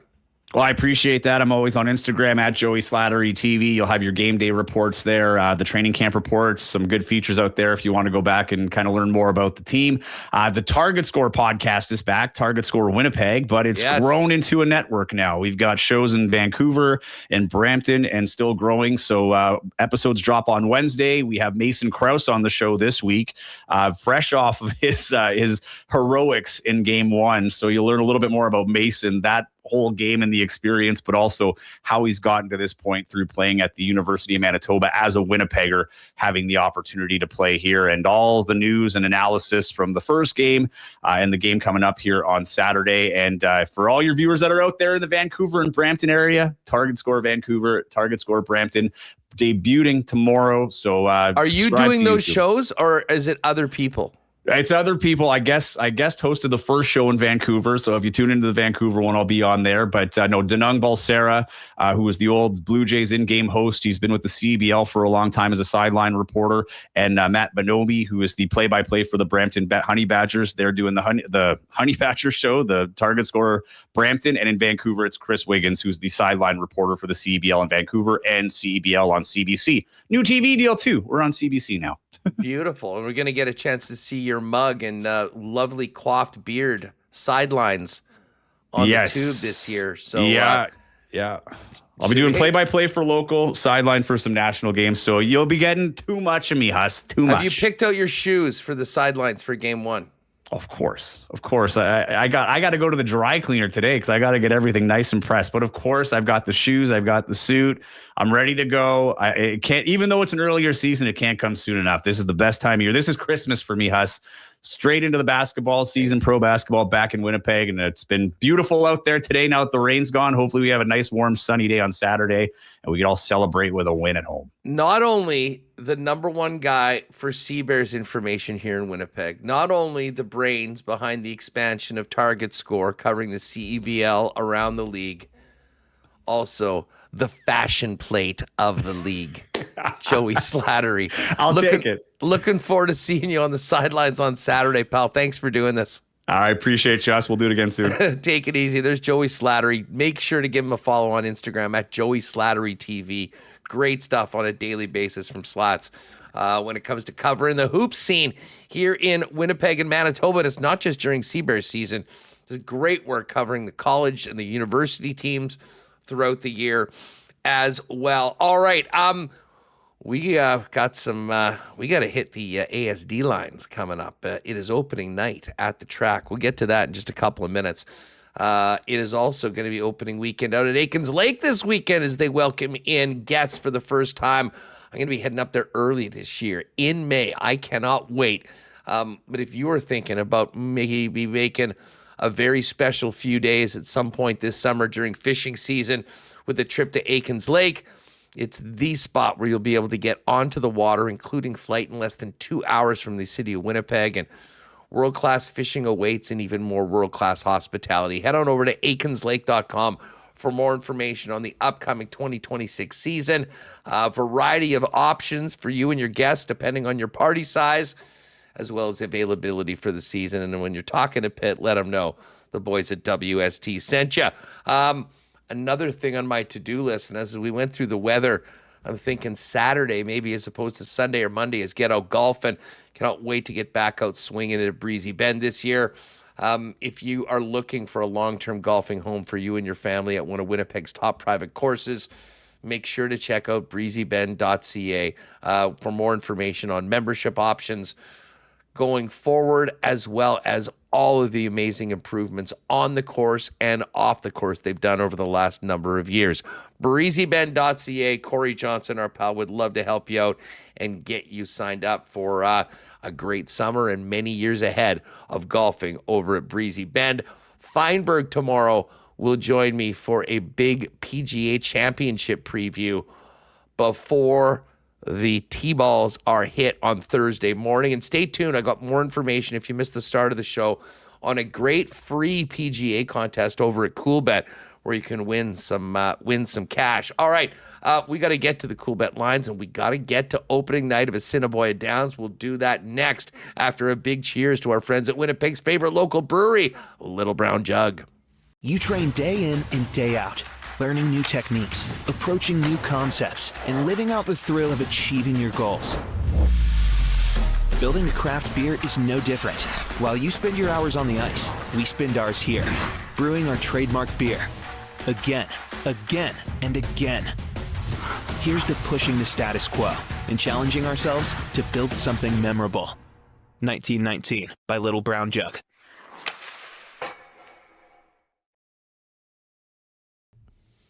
All right, we got a couple big games in the NHL tonight to get to in the CoolBet lines. We got to get the our picks for the track as well. Remo, what's going on? Anything break during our great conversations with Slats, Josh, and Hammer? Yeah, a couple hockey news. I'll start with the NHL. NHL player safety announcing they fined Josh Manson the maximum allowable under the CBA for his butt end to Michael McCarron yesterday. I don't know what that was, if he was trying to punch him in the head and forgot that he was holding his stick, but it didn't really look like he got him that hard, but McCarron really, he flopped around there, I thought. But dude, a butt end in the face is tough. Did he get him? You couldn't really tell from the video, which is why he only got 4 minutes, wasn't it? I don't know. Anyways, he got fined $5,000. Remember when Josh Morrissey got suspended 2 games in the playoffs for cross-checking Eric Stahl in the neck? In 2018, I feel like that would be like a less than $5,000 fine. Yeah, we're not even going to give him the most. We're going to give him $1,200. Yeah, don't even get me going on Jet suspensions in the playoffs because it just seems like they've been such the easy target. I'm still mad about the 4 games for Scheifele for the Jake Evans thing, and yeah, you just brought up the Josh Morrissey one. I mean, come on. Anyways, then Hockey Canada, they've tweeted out some Niverville Nighthawks playing Canmore. Is that today? That's right now. Oh, right now. Okay, they put out the link to that. I don't even know the score, but they did say for the Worlds, we got our eyes on there with Scheifele, DeMello, and Velarde playing for Team Canada. Matthew Barzal, he's going to miss the Worlds as a precaution due to a minor pre-existing injury. So they'd have to name a replacement. Well, who do they call us? Imagine this tweet. Sidney Crosby been added to the roster for the Worlds. Wow. Just after they named Macklin Celebrini the captain, does he come in and just rip the C off and put it on? Do you think Crosby's not that type of guy? But also speculation, is he going to take Mark Scheifele's spot on the wing with Celebrini and Velarde? Very curious to see the line combos. 9:15 a.m. on Friday? This Canada roster is unbelievable right now. Well, I mean, it was also unbelievable last year when they had McKinnon and Crosby and Celebrini and did not win. So there's still a lot of work to be done. Yeah, that's a great question because, I mean, the lines were Celebrini with Scheif and Velarde, Robert Thomas in between Holloway and Barzal, Dylan Cousins in between Connor Brown and Tavares, and then Minton with Finney and Schnarr. Now, with Sid coming back, I mean, you would think you'd want Sid to play center. Yeah. Robert Thomas is pretty good. I mean, maybe they move Cousins to the wing and then put Sid together with maybe a combination of Cousins and Tavares. I'm not sure, but it's good problems to be had for Canada. And at some point, I think we'll probably see a little bit of a little bit of Crosby and Macklin Celebrini as well. And as far as being the captain, they've already named them. They're not going to change that. But Sidney Crosby is always the captain of Canada, whether he's got a C on his jersey or not. So I can't wait. Friday morning, can't remember whether it's 9:20 or 10:20 our time, is the first game for Team Canada at the Men's World Championship out in Zurich. And, of course, TSN will have coverage of that, including broadcasts with our boys, Dan Robertson and Kevin Sawyer. Yeah, Canada, Sweden at 9:20 a.m., Germany, Finland at the same time. I imagine Gord Miller will do the Canada games, and Dan and Kevin probably the other arena. We'll have to wait and see what it is. I did text yesterday with Kevin. He's excited to go. He's on his way there right now. So it'll be good to have that, and some Jets content as well, as the conversations continue without the Jets on the ice. We're going to talk about the 8th overall pick. And just a tease, Connor's put out his annual RFA UFA preview, which will be coming out on our YouTube later this week. So stay tuned for that. But Canada with Crosby at the Worlds, very exciting. Yeah, we've had Connor hard at work on that RFA UFA preview. We'll have him on the program to discuss it when it is ready to drop. Speaking of Hockey Canada, Centennial Cup is going on right now. And this is the big one, really for first place in the division. The MJHL champion Niverville Nighthawks going up against the Alberta Junior Hockey League Canmore Eagles. Niverville has played one less game, so with a win, they could tie and then presumably have the tiebreaker for a head-to-head matchup. After one, it's Niverville 2, Canmore 1, and God bless the WST bump. Both goals for Niverville scored by our guy, the captain, Adam Vigfusson, who was a great guest of ours along with Dwight Hurst, the head coach, after they won the Manitoba Junior Hockey League Championship. And this would be a huge win for Niverville if they can hold it down against Canmore. As I mentioned, they would move into first place and would have the bye. And my understanding is that the 2 division winners go straight to the semis, and then it'll be 2 versus 3 on one side, 2 versus 3 on the other side. This would basically guarantee, if they're able to win, would pretty much guarantee a playoff spot for sure, and very likely get the bye. So keep on rolling, Niverville. We'll keep an eye on that throughout the afternoon. Now listen, why don't we just quickly hit the Coolbet lines? And I wanted to point this out to people. If you want to get in on this free PGA contest, it is a little bit tricky to find, but actually quite easy. Remo, if you can just pull up the main page for Coolbet, and if you go down all the way to the bottom, to the left-hand corner, under sports, you'll see where it says Coolbet League. It goes all sports, live bet, Coolbet League. Coolbet League, right there underneath my head. So yeah, just click on that. So once you get in Coolbet League, well, I don't want. One sec. Oh, you can't show it, or just pop in. I just want to show people how this thing works. And as I said, I went in it last time, and actually had a pretty nice run on it. You'll see right there where it says predict the PGA Championship and win prizes. If you click on that, then you go through, and basically you've got all these matchups. You're just going to put in a score for each player for each round, and you get particular points if you nail it, if you get the right winner, and all of that. And you can see in the right-hand corner some great prizes available for this. So Pat's got a contest. It's totally free. So if you have a Coolbet account, heck, if you don't have one, go get one. If you're making a deposit, use the promo code WST. We'll double your bonus up to $100 for the first time you play over there. But if you're into golf It is completely free. As I said, I think I finished 4th in the last one and got a nice little bonus to the account. So I wanted to make sure everyone knew that before Fridays. And you can click on Pat Mayo's as well and just do the same thing for it. But that's there right now. Good luck to everyone that jumps in. We'll see if you can beat my score. And again, don't forget, tomorrow at 8 p.m. is the WST poker tourney. Click on poker, go into tournaments, and then there's a little search bar there. If you just put in WST, it'll pop in. You'll see I'm already registered. Myself, Remis, Hammer will all be there tomorrow, and $100 bounty if you can bounce any of us. As far as tonight's action in the NHL, the Montreal Canadiens, this line has has gone up for Montreal. Was like minus 133 earlier. It's now minus 147. Not sure whether that's related to Luke Schenn getting the start.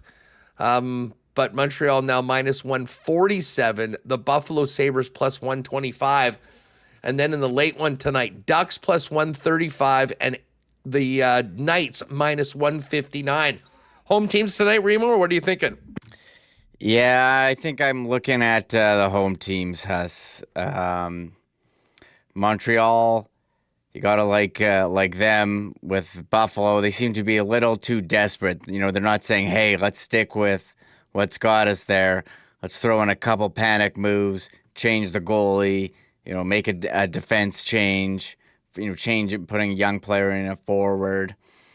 Buffalo's panicking. I don't like it, Huss. They say that they're feeling good and excited, but I'm not sure. In Montreal, the atmosphere there, and I'm curious about Vegas. You know, no Mark Stone. I think that's a big blow to them, but it's kind of been okay, alternating wins. Maybe it's Vegas' turn here. A 3-2 lead would be huge. I'll have to stay up late for this one, but I don't know, Anaheim, Colorado. I feel like I'm not sure which of these two teams would give Colorado the biggest run. Vegas, I don't know if I like Vegas' chances if they don't have Mark Stone, though, like in the long against Colorado. Oh, listen, I don't like either of these. If you watched that game last night, it's very hard to imagine either Anaheim or Vegas, especially without Mark Stone hanging with the Avalanche. Like, I kind of thought that this would be their toughest test outside of the Cup final. Yeah. And even if they win in 5, I think it still will be. So, I mean, we could have a few short series. It'll be disappointing if this thing ends in 5 because I think it promised to be maybe the best series of the entire playoffs. But Colorado is just that damn good right now. I do like, we were just talking in the lock shop today, Lane Hudson, plus 220 for over 1.5 points. I think we might get some goals as well tonight. UPL's back in. I like the over 6 or over 6.5. And then if you do want to go Lane Hudson over 1.5 points and Jack Eichel over 1.5 points, that's 7-1.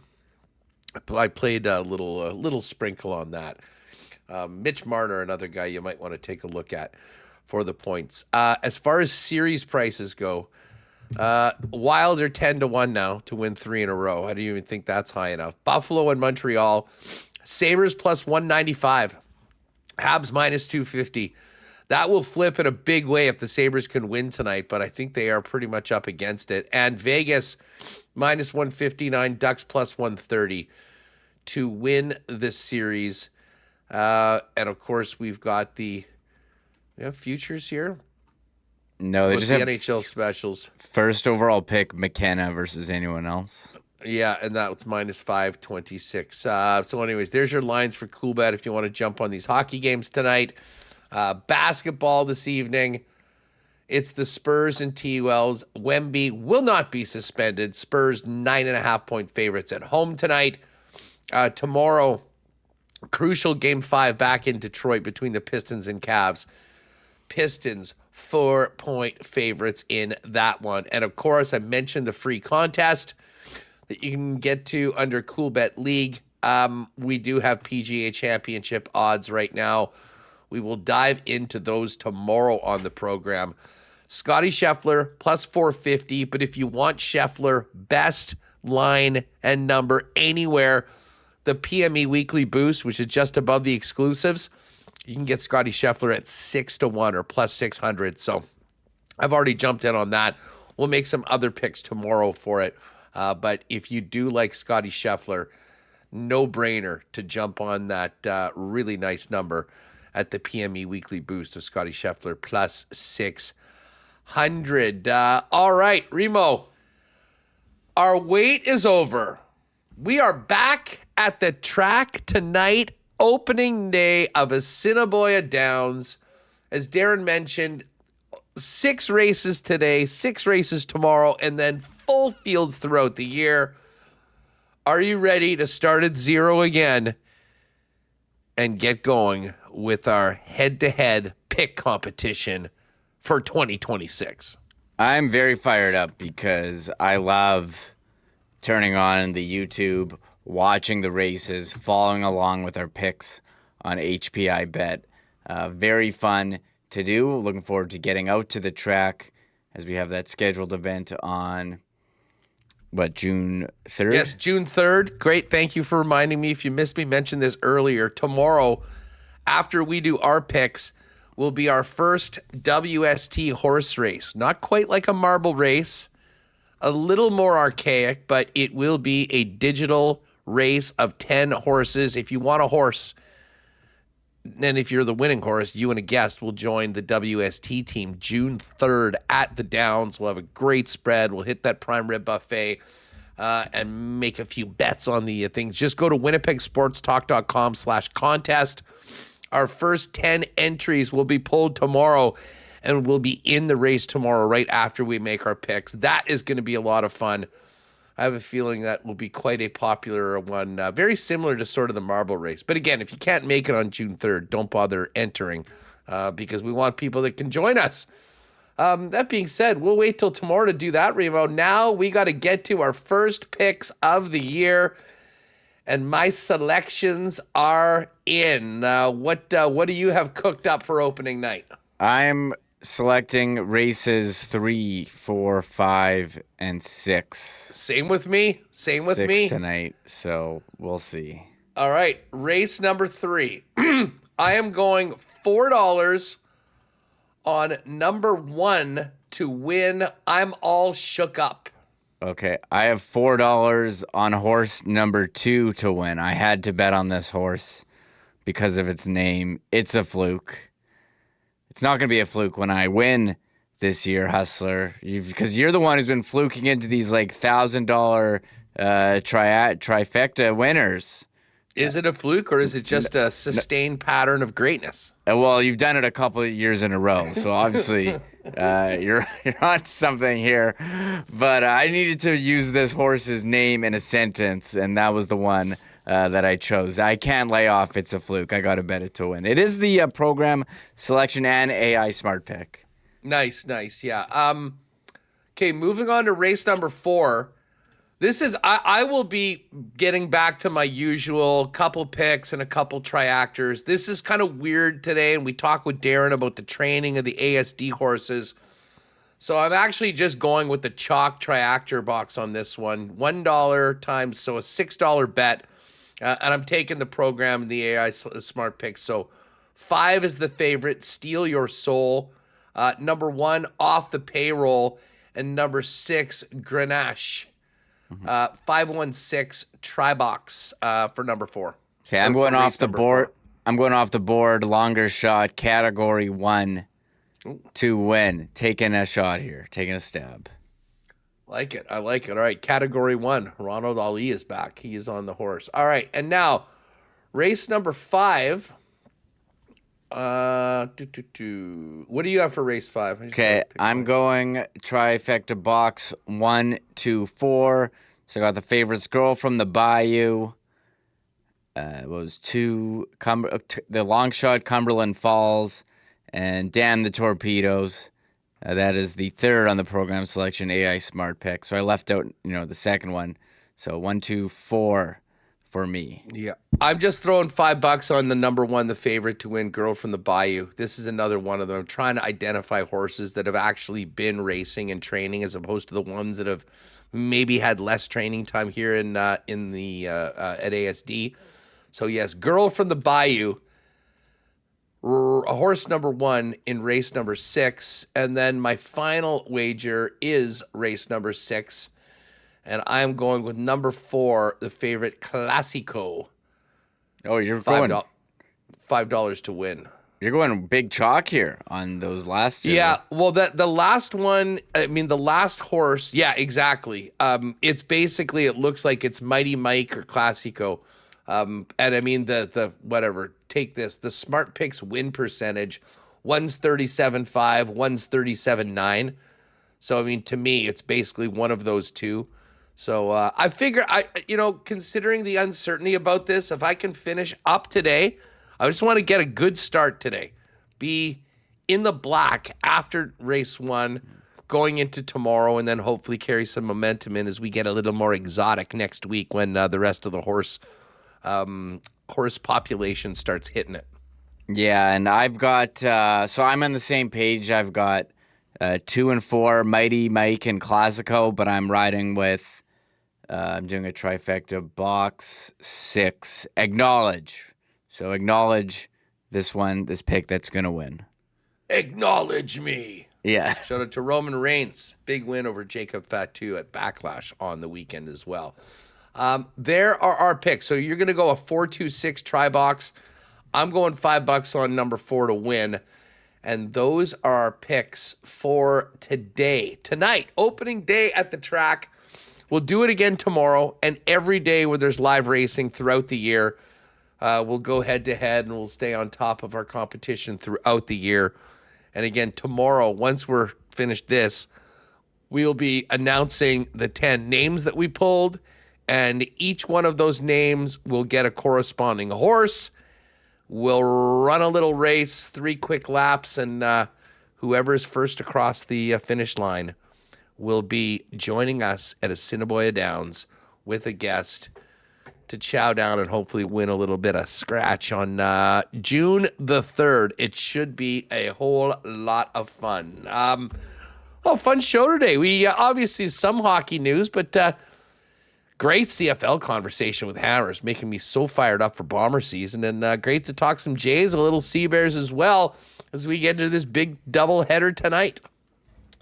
Yeah, we're in that part of year. It's not just hockey going on. We got Sea Bears, Blue Jays, CFL, those big rule change. No more ties this season, but we're also getting fired up for the World Championships with Sidney Crosby being named to the roster. And there's already here, Chris Johnston's on it. Not yet clear if Crosby's decision to join Canada at the Worlds will alter plans for Macklin Celebrini to wear the C. But needless to say, there's excitement about his addition to the roster. And I think we're excited to see Mark Scheifele and Gabriel Velarde and Dylan DeMello rocking the Maple Leaf here in Switzerland. Yeah, I mean, listen, it's going to be fun to watch our Jet guys play. And listen, Sidney Crosby's the greatest player in the history of Canadian hockey. Like, maybe not necessarily, I mean, obviously you can have the Gretzky and Mary argument in the NHL. When it comes to international hockey, Sid is the standard.